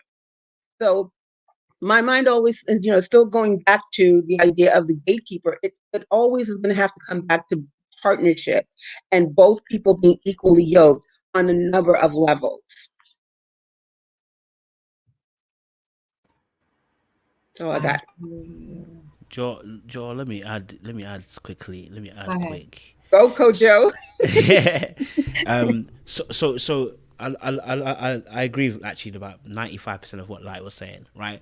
But when so for instance, a woman pursuing a man, very much have to understand that whether the man's good, bad, a very bad man, he's got an ego. And most men, when the woman pursues, you are dampening the ego. This is something that most men can't get over, right? This is not even a good men versus bad men conversation. Most men have an ego and they can't get over that. So when a woman's pursuing them, you're actually beginning to touch on the areas of the ego of the man. And so now you're taking our space. Right. And this is actually what we're seeing in our society right now. We're struggling with this conversation around what is a man's place? Because right now it's been regulated to you financially provide. And then it becomes this conversation with the six figures. Right. Because that's all men now know. Because they don't have any other jobs. Right. Because it's been shifted. So with when it comes to, for instance, like we're talking about a woman being more assertive. And I made a point earlier on. I said, if you are going to be assertive, and the Light kind of backed up as well, you're gonna end up being the leader in the relationship, which means you're now the gatekeeper of the relationship, which is what my point was. You end up, whoever pursues ends up being the gatekeeper of relationships, and now you are accountable. This is what I'm trying to say. That's what I'm saying to you. Men have a job of being accountable, not responsible, because most times they pursue. If you are pursuing, and I believe this is the God-given mandate anyway, you should be accountable. That means when the ship is going down, we look at the captain. Why did the ship go down? Now, irrespective of whether the crew was doing their job well or not, we're looking at you. Because you are the captain of the ship. Why weren't the crew doing their job? It's the same thing in relationships, I believe. That the man, whenever relationships are going askew and looking a bit mad, we have to look at the man and say, "Man, fam, brother, why haven't you got your ship together? Right? Why haven't you got your ship together? We might have to look at your leadership skills." Right? You're complaining about her, and I hear that. Yes, she got her own problems, but we need to look at your leadership skills. Maybe it's out of place. Maybe, as Light was saying, maybe you don't listen very well. Maybe when you do lead, it's from a domineering position, right? But it still comes back to the point that I was saying, that as a man, you are the gatekeeper of the relationship because you're supposed to lead it, right? You're supposed to hold her hand and say, "Listen, babe, this is where we're going to." Now, this is not about being cute. This is about, I believe, how relationships should be taken and be led. In most cases, like I said, I think there are other people that will do things differently, and I've got no problem with that again. But most men want to lead. We want to lead, right? We want to lead. And when you find out a woman ends up leading, we get the J. And this is not saying women are this. By the way, I want you to understand this. The only example we have really in the Bible, Jezebel and Ahab. I'm not saying that women are Jezebels. I want you to make it very clear so no one misquotes me and puts it in a little clip, okay? I'm not saying they're Jezebels. I'm not saying that at all. I'm just talking about as an example. You see, Ahab has to consistently ask Jezebel, "So what do we do next? Because this prophet has come and now he's moving mad. I don't know, what do I do next?" Jezebel's the one with a plan. Okay, this is what we're going to do. Jezebel's the one that's going to give the action. Jezebel is the one that's leading the army, right? And I'm saying it again, if you're a lady and you think you have the strength to do this, then do it. There's no beef of that. Just know, for instance, I hear this term like alpha woman and then think they're going to get an alpha male. No, he's not, because you're going to fight, because he wants to lead and you're trying to lead. If you're going to be the Jezebel in terms of, please, not the actual Jezebel, but you're going to be in terms of leadership, okay, you are going to get an Ahab. You're going to get an Ahab. Both people can't put their hands on the steering wheel. They can't. A car has one steering wheel for a reason. If both of you decide to have a steering wheel, the car will definitely crash, because you're going to turn it one day, I'm going to turn it the other way the other next day, right? And the car going to be doing all sorts of stuff, right? So there has to be one wheel. Someone has to lead this thing. So there is a gatekeeper in sense of that. It does not mean when I speak to you as I'm trying to gatekeep you. No. It just means I understand what I'm called to do.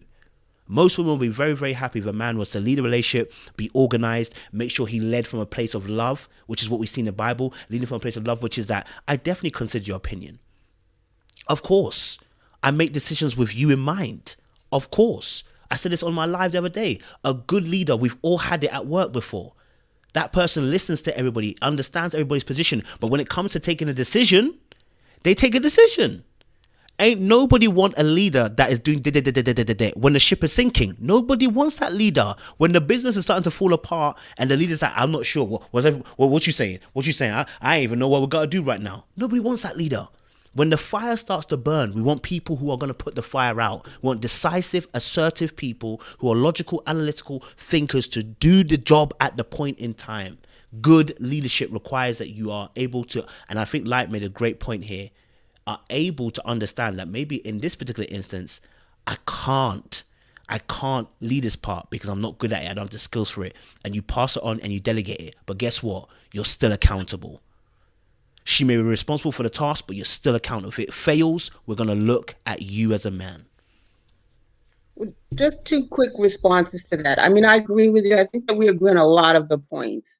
When it comes to covering, I believe that. I mean, I'm a believer like you are. I believe that a man is the covering, and I submit to that, conditionally. But I, as far as when, I'll start with the first one. When we're talking about that assertive woman that is approaching a man, and you said that 95% of the men would feel their ego dented a little bit, and my point in that is in alignment with yours, because if I approach someone, the first step to say, hey, I'm interested in you, and then he shows that he's interested, basically at that point, if he is a man whose ego cannot handle that level of assertiveness, then he would be the wrong man for a woman that is assertive in that way. At 5% is, or that one man, okay? Because we're talking about, you're trying to find one man, and you don't want to stop at the man who can't handle your assertiveness and can't rise to your level of equal level of assertiveness. We have to be able to walk away from the man we thought that we liked and say, maybe he didn't respond the way I thought. Maybe that'll take some time. Maybe you'll be in the relationship for a while before you realize that he didn't actually, respond even from the beginning in the way that you wanted. But you have to be able to see that at some point, to say, this guy who became submissive or became, ego hurt because I was assertive is not the man I was looking for, because I was hoping that someone would be able to rise to me with a little bit of banter and a little bit of, equal level. That is what I meant with women being the gatekeeper, because if she's an assertive woman, she can still walk away from the man that does not fit that criteria. But again, that comes with maturity, because young women, and forgive me for always pulling my age, but younger women in their younger dating life, I think, feel that assertiveness, it is, and I'm an assertive person too. You probably figured out I'm just as direct as most of you. But a woman that is assertive, they don't always know when to be able to take the step back and when to be able to move forward. And the same thing with men. Men probably more so. They don't know always in their young dating life when it's time to step back, because they're trying so hard to be the man in the relationship. But as far as that covering is concerned, I totally agree with that. I still think that it does come down to that equal that equal partnership. Because if I'll use your analogy as the captain or the driver or whatever. The captain is in charge of what happened with his team. Why did the boat crash? Everybody else was doing their thing. When it comes to covering and being a relationship in a Christian family, that covering does still come with you have to be, first of all, you have to humble yourself in front of God. And you have to say, okay, maybe God has, corrected me or, convicted me to say, okay, maybe this was not the wrong way to go. And maybe I didn't speak to my wife right, or maybe I didn't make the best decision here. That's who he has to sort of bow to in my mind. But then also he still has to be able to come back and say, sweetie, are you okay with what I'm going to do? I mean, you might, I'm hoping, and I might, and I've been in that type of relationship where I said, you know what, babe, I don't think this is a good idea. I really don't think we should do this.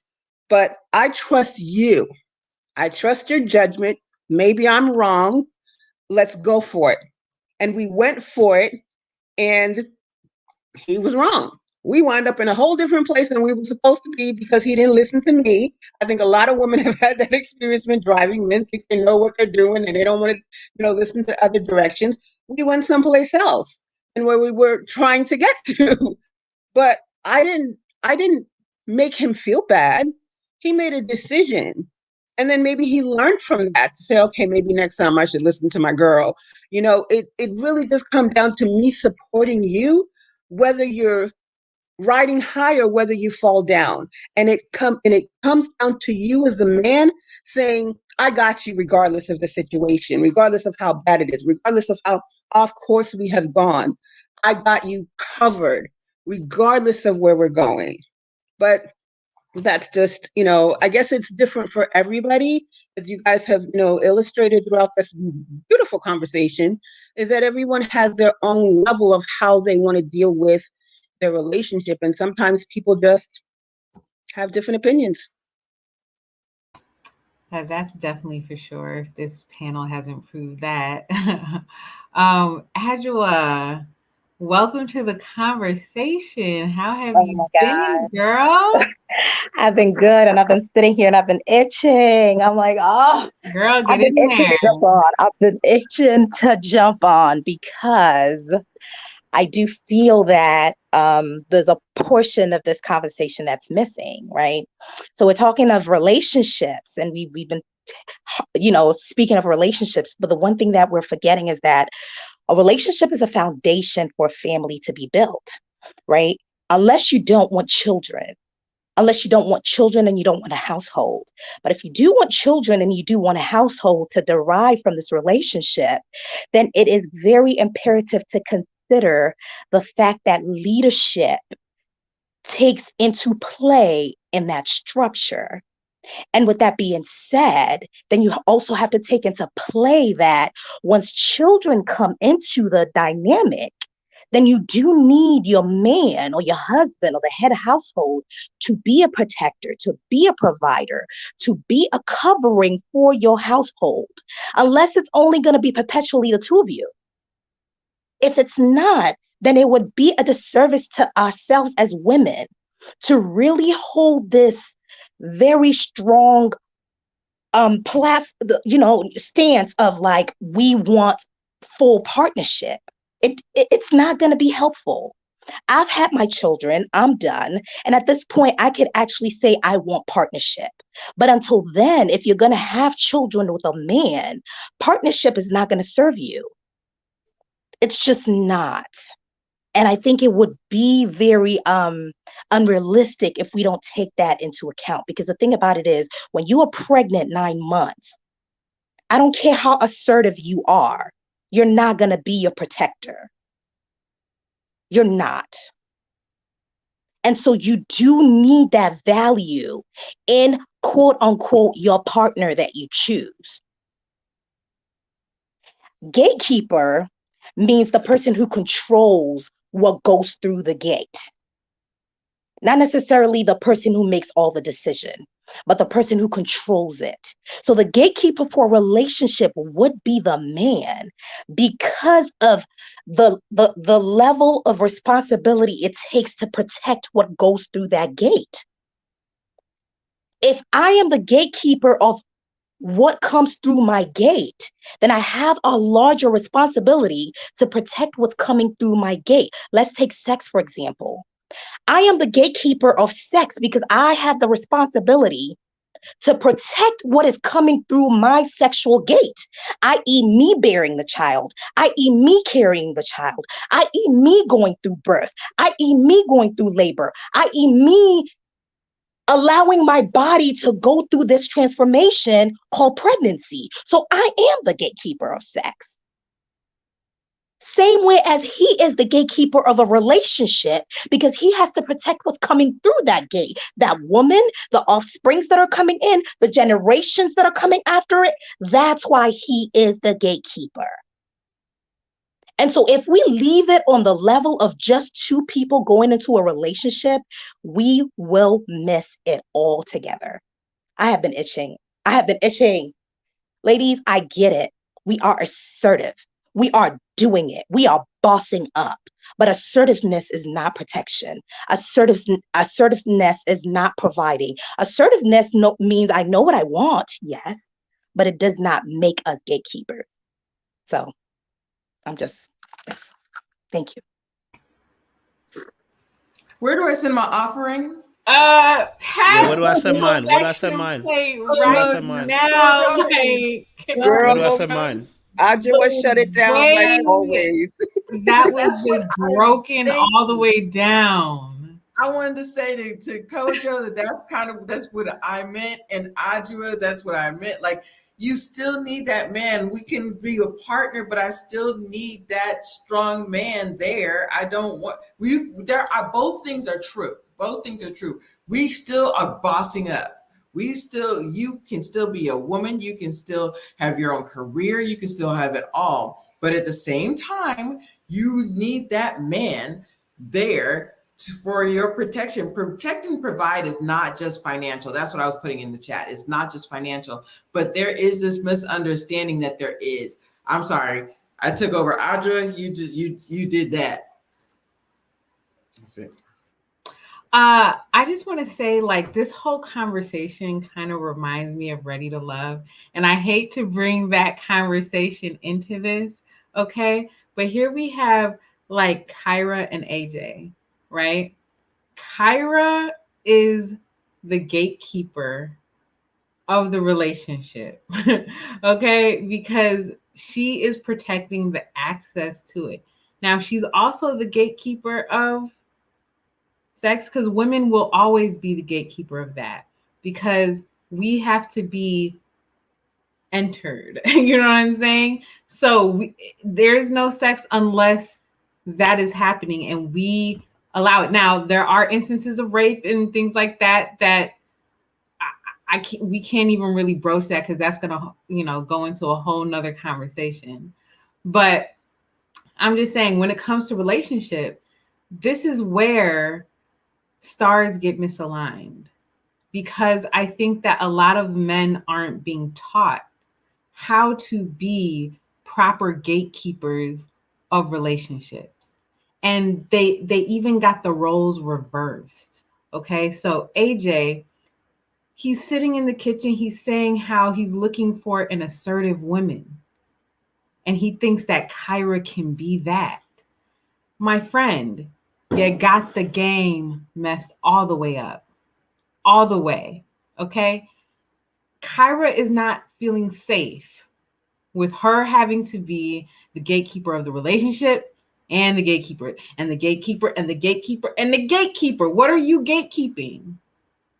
Because where the finances at? Where is the dedication to your word and everything? Like, I get that, we're in women empowerment, all of that. That's great. But Adjua brought up a tremendous point. When we are thinking long-term family orientation, who's going to be protecting that household, holding it down from the forces that be at the end of the day? Because it ain't going to be me or the kids.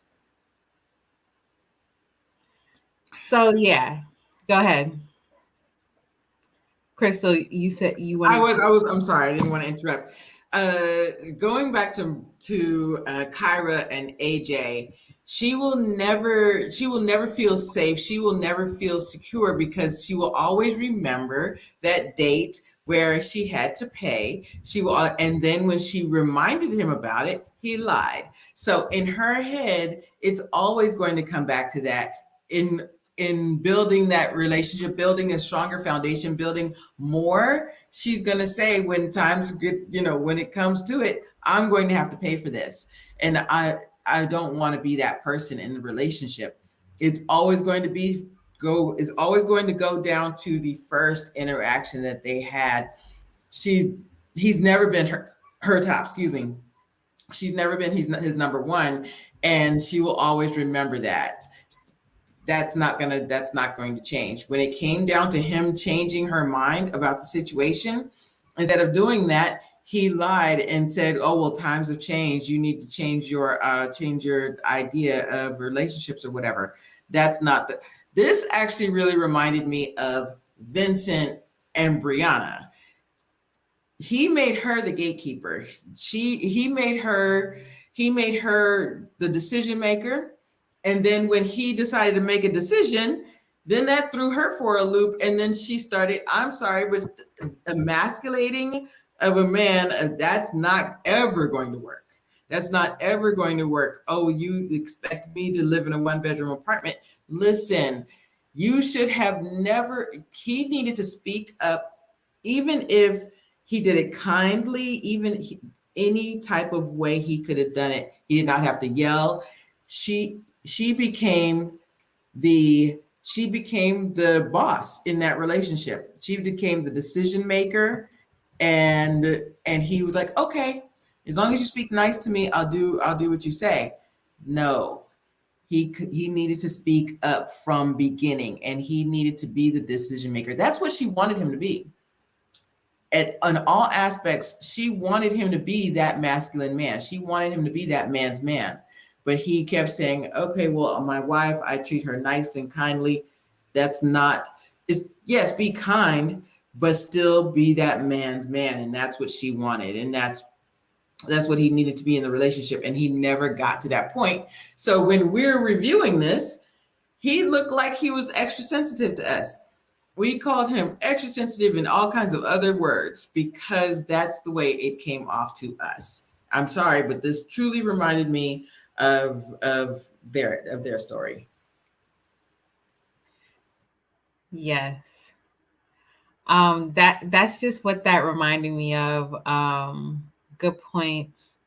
Who wants to respond to that, or do we want to move on to the next thing? Because I feel like we've been on this one for a long time. Go ahead, Kojo. Just want to add, you know what? Like I said, I don't like playing the game in it, but obviously I dated someone, and they literally pushed me into leadership. They said, "Listen, I need you to lead this relationship, right?" Because I had a very passive nature. Because I'm a partnership guy. I'm honest with you. I'm a partnership type of guy. I like to partner with people, collaborate with people. That's how I often move about my business. You know what I'm saying? So that's how I also do relationships. Then I met this one girl, and she was like, I care about you, I like you, but I need you to lead. And she looked me in the eyes, and I just was like, what? She's like, yeah, I need you to lead. And I thought I was leading already. She's like, nah, I need you to lead. And then as the relationship was going on, I could see, at first I didn't really like it. And then at the end I realized, nah, I love this. And you know why? Because the innate man within myself wants to lead, right? But a lot of times, I said this earlier on in another video, I said, a lot of us lack character development. Okay, a lot of us have lacked in that area. So when I don't want to lead, it's not because I don't really want to lead, it's because I've lacked in that area and I don't want to lead a relationship. Do you know what I'm saying? But most men want to lead, right? They want the responsibility.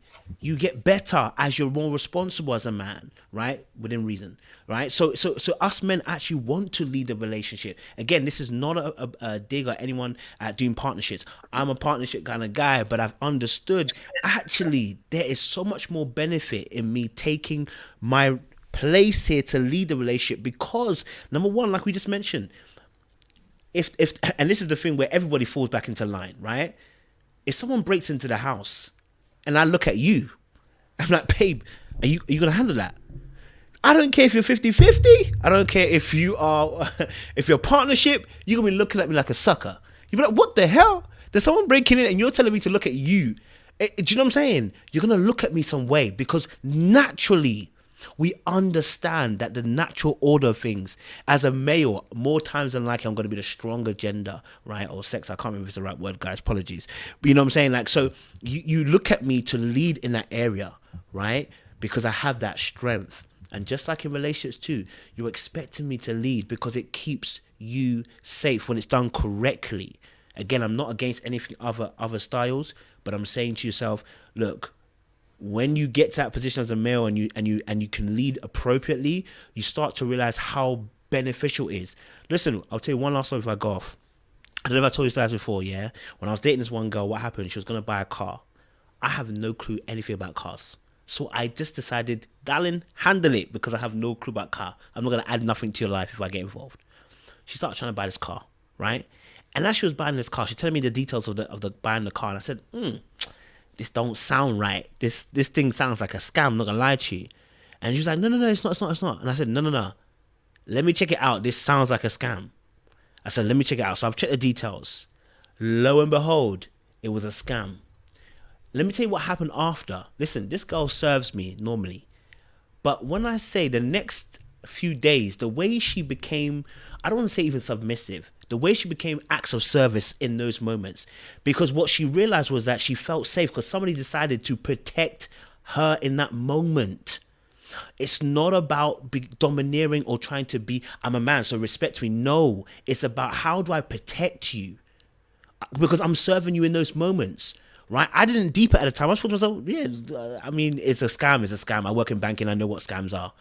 But what she was deep in the psychological was like, no, this guy tried to protect me. So a lot of women are looking for that protection, and when they don't have it, they become independent because they have to protect themselves. And then they get into a relationship, and that man doesn't protect them again because he sees your strength. And let me just say this now: if you can open a pickle jar by yourself, I'm not going to open it for you. I'm not going to do it. Because you said you already got it. So why am I going to try and do it? So men, that's why I always tell women, and this is going to sound mad for some people, damsel in distress gets you far. It gets you far. Babe, can you open this pickle jar? I can't open it. Now you damn well know you can open a pickle jar. If I'm not here, you're going to open it. But what you're doing is you're making me feel as a man, which I need to do. I need to feel needed. If I don't feel needed, I'm going to go elsewhere. That's why men cheat with the most ugliest girl after. It's because that girl made him feel needed. I'm not saying it's a reason to cheat. Please, it's not the reason to cheat. Nobody should have any reason to cheat. What I'm talking about is some of the decision making. He goes for that girl because she made him feel needed.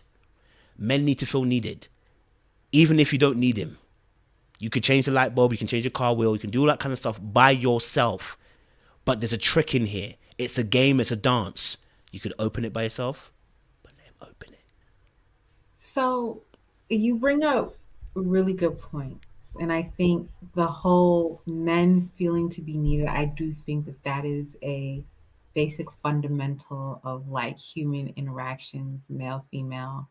Um, and I feel like we know now that like ego is a part of a basic male instinct. Okay.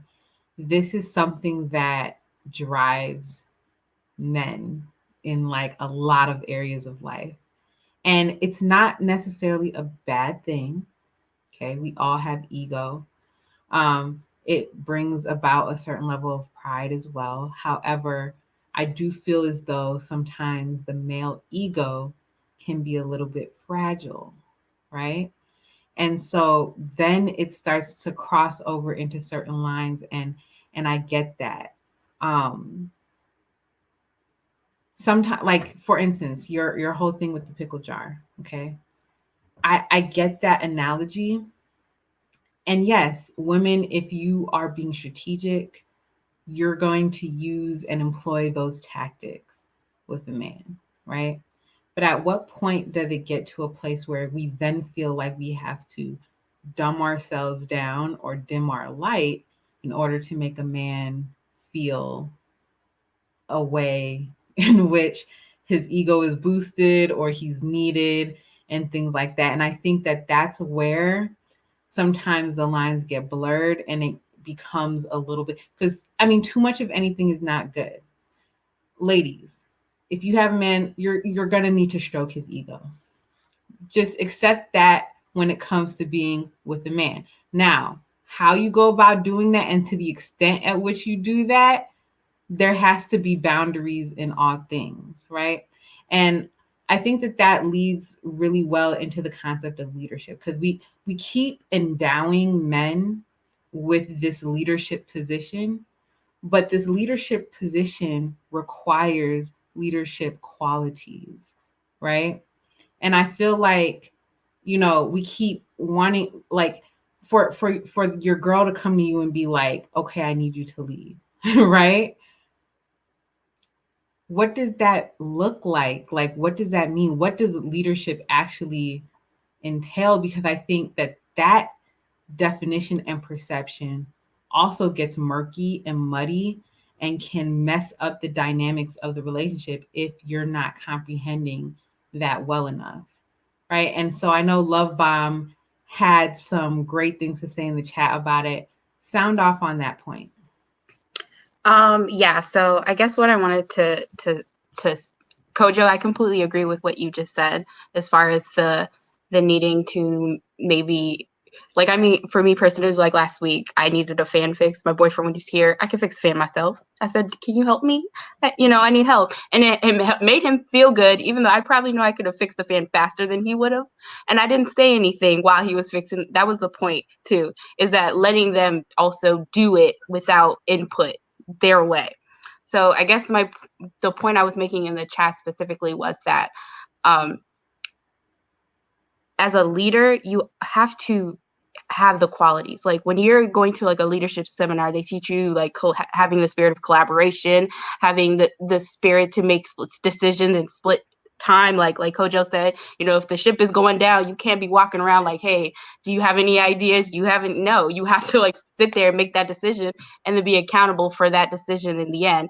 Of course, we all understand it may be the decisions that you're making might not be the best decision, but it's the ability to make a decision. And I guess that brings me into the next point about passive men. Like Kojo was saying that maybe in the beginning of the relationship he was talking about, he was maybe a little bit more passive, but he thought in his head he was leading. And I think in my experience, I've learned that in certain scenarios, passive men can relay information that they won't protect us. Like, let's say we go to a bar and some dude walks up to me. Are you going to be sitting there like, let's calm down, guys? Like trying to versus, defending my honor. And let's be clear, of course, we don't want our men fighting for us in this sense, but we do want to feel if my man, right, if my man ain't trying to knock somebody else to protect me, like it just makes you feel good and it makes you feel warm and protected and like a girl, like, how Liz was saying, you just make me feel like a princess, like that feeling where you're just like safe. And so I think when you're talking about a leader versus a partner, that would be going to my next point was what Adjoa was saying. I think we leave the point from partnership to leadership when we start having children. Like, I'm pregnant. I need you to go maybe get that money or maybe like make sure the house is secure. I can't be climbing stuff, and I need a man that's going to be solid and not asking me, baby, what do we need today? No, you need to show up every day, and that's what breeds the trust to be like, my man got it. We don't have to have a conversation about, oh, we just landed $10,000 in windfall of money. I don't need to ask my husband and plan because I know my husband is going to make the best decision for our family. Prior to children, what do I need a leader for? We are, I don't really understand that concept for when you're not like planning legacy and generations and stuff like that. Prior to that, when it's short, I just think maybe it's then when we can do the whole 50-50, I pay this, you pay that, that's cute. But when we start having children, we need to have and if the conversation is just because you're a provider does not mean necessarily that you're the leader. I want to make that clear too, because there's dynamics where the provider is the passive one. Maybe he goes to work every day and then comes home, makes dinner for his wife. And then she's the one maybe out there making the decisions for the family, balancing the checkbooks, doing those things that like are what the proverbial the proverbial like dominant one would be. So I just think when it comes to men and leadership, we have to teach our sons how to be leaders young, how to be men of character young, because I think that's another thing with leadership. If you got a sinking ship and your captain is jumping the ship, leaving all the out to drown, that's not a man of character. That's not a woman of character. Whoever is the leader, whatever. It's not. You got to start teaching people that young. And I think for me, being more the younger generation, I know social media has ruined that concept of like accountability, because people can jump ship. Like, if I did this wrong in my relationship, and I can just be like, I can maybe not take accountability for it as a leader, and then just go to the next one and the next one, because people have access. If I'm a Christian and I want to find another Christian person, I can go on Christian Mingle. There's so much access to so many different things that doesn't let people be accountable, which is almost one of the first steps of being a leader, is knowing how to be accountable for whatever you're leading. Yeah. And I hear you, and I agree with a majority of what you said. There was one part about the leadership portion, not needing it prior to well, not necessarily leadership, but the 50-50 aspect being prior to kids, and the only time you really need that is when kids are involved. And I guess my only thought when it comes to that is, you have to lay foundations prior to, right? You have to set preparations prior to the moment of arrival. If you cannot operate, it's kind of like the being faithful over a few.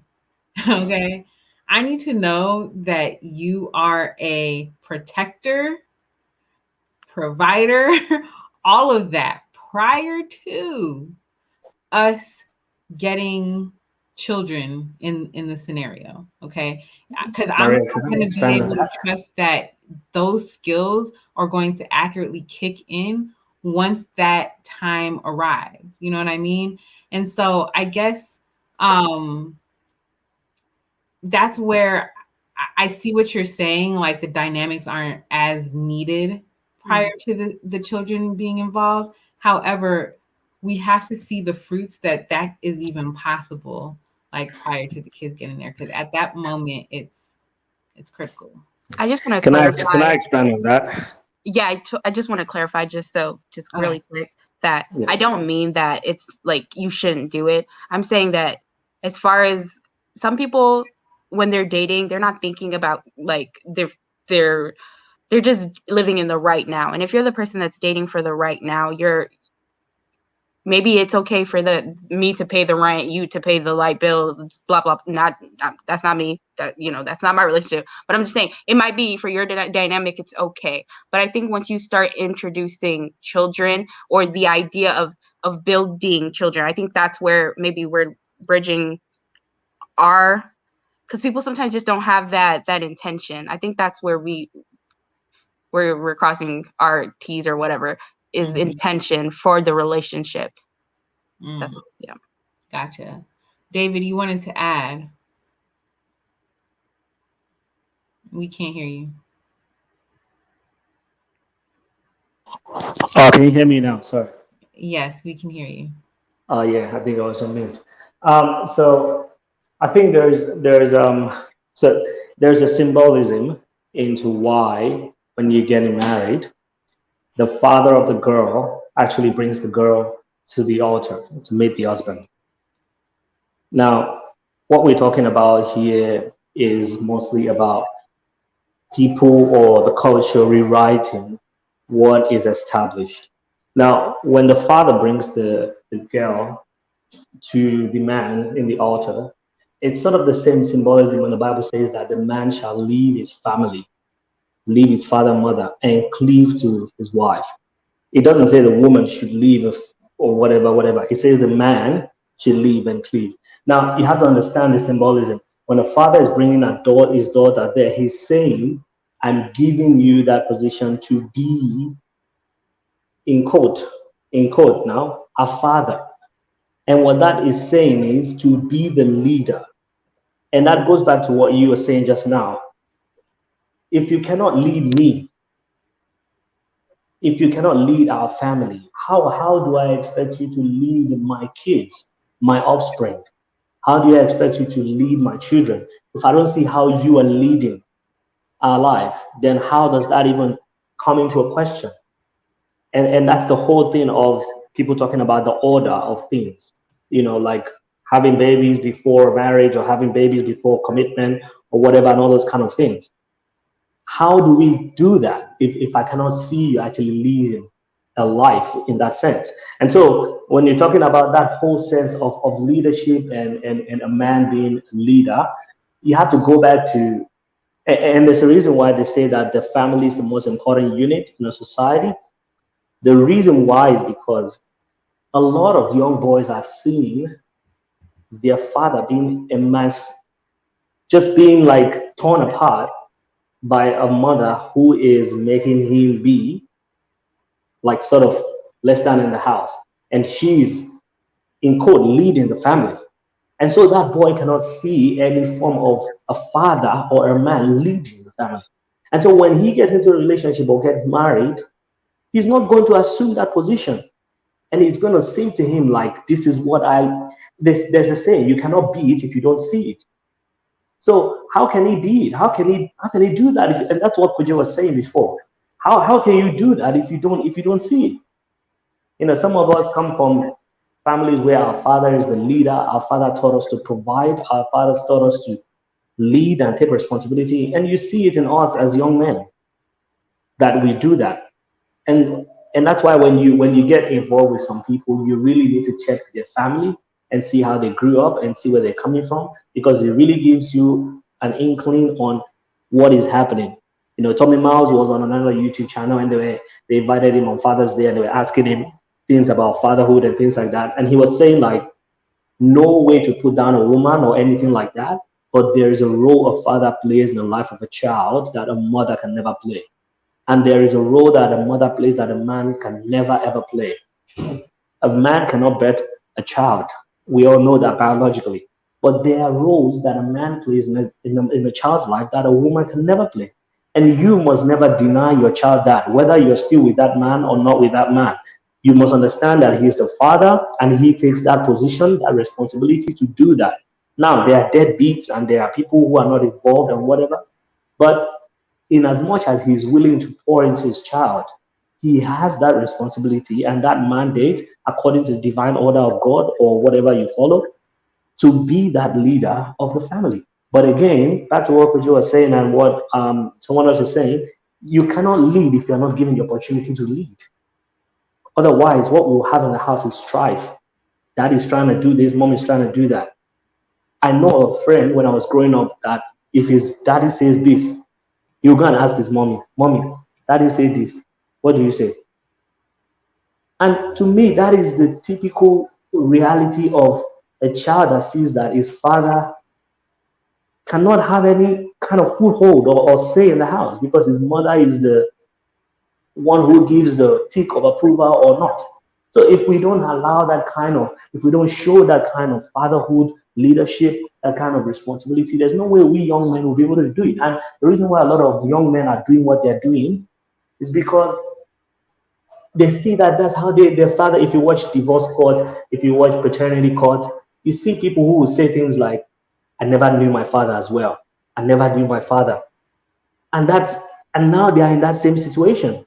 And it's like a kind of a cycle. So if we don't teach young men how to lead as fathers, and if mothers don't allow the fathers to lead, then we're going to be in this situation where it's not going to happen for the young ladies, and they're just going to be in this whole cycle whereby they feel like they have to lead because, hey, that's what they know, that's what they've seen, that's what they believe is happening around them, and things like that. And for me, when it comes to finances, it's important that we normalize the fact that, you know what, you should have some form of ambition, some form of financial capability if you're trying to be in a serious committed relationship with someone. It's not materialistic, it's not selfish, it's not superficial, it's just realistic. Like Light was saying, if you're looking to have babies someday, yeah, I can take care of myself. How much money do I spend in a week? But I'm going to raise a family with you. I don't want to be paying the school fees for all the kids, clothing them, sending them for summer camp, and that's too much pressure. I can make my own money and take care of myself. But if we're building a family, you need to bring something to the table.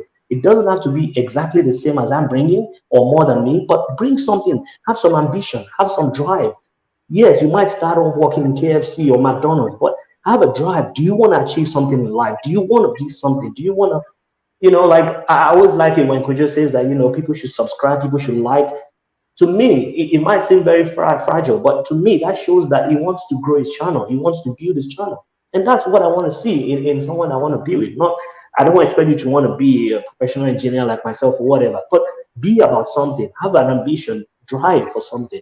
And that's very important. So this whole idea of like, it doesn't, and people make it seem like it's holy and righteous and good, and it doesn't matter what you make. And please, let's be realistic. If we want to just play games and whatever, I can take myself to KFC or McDonald's or Nando's by myself. Yeah, it's okay. But if we're gonna feed this couple of kids, you better bring something to the table because ain't no play around here.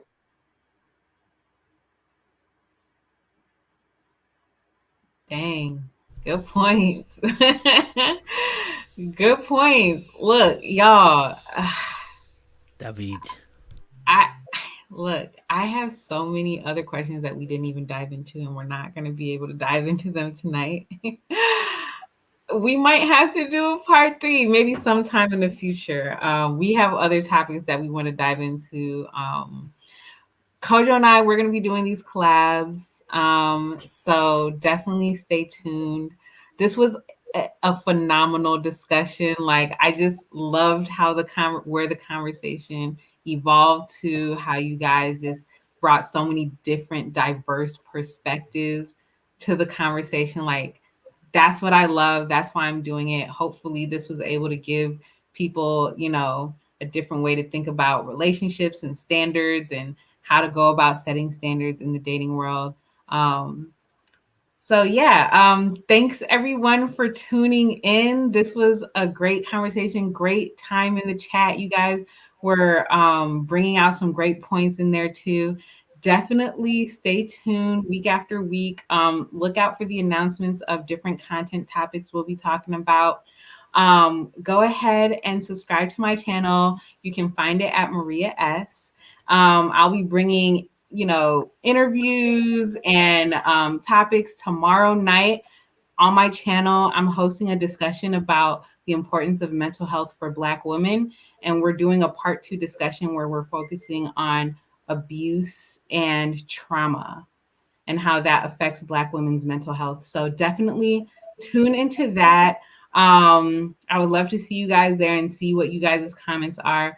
But thank you everyone who joined the panel. You guys were amazing, and this was such an amazing discussion, and I really enjoyed it. So yeah, just want to say that. And good night, everyone. Bye. Bye. Thank you.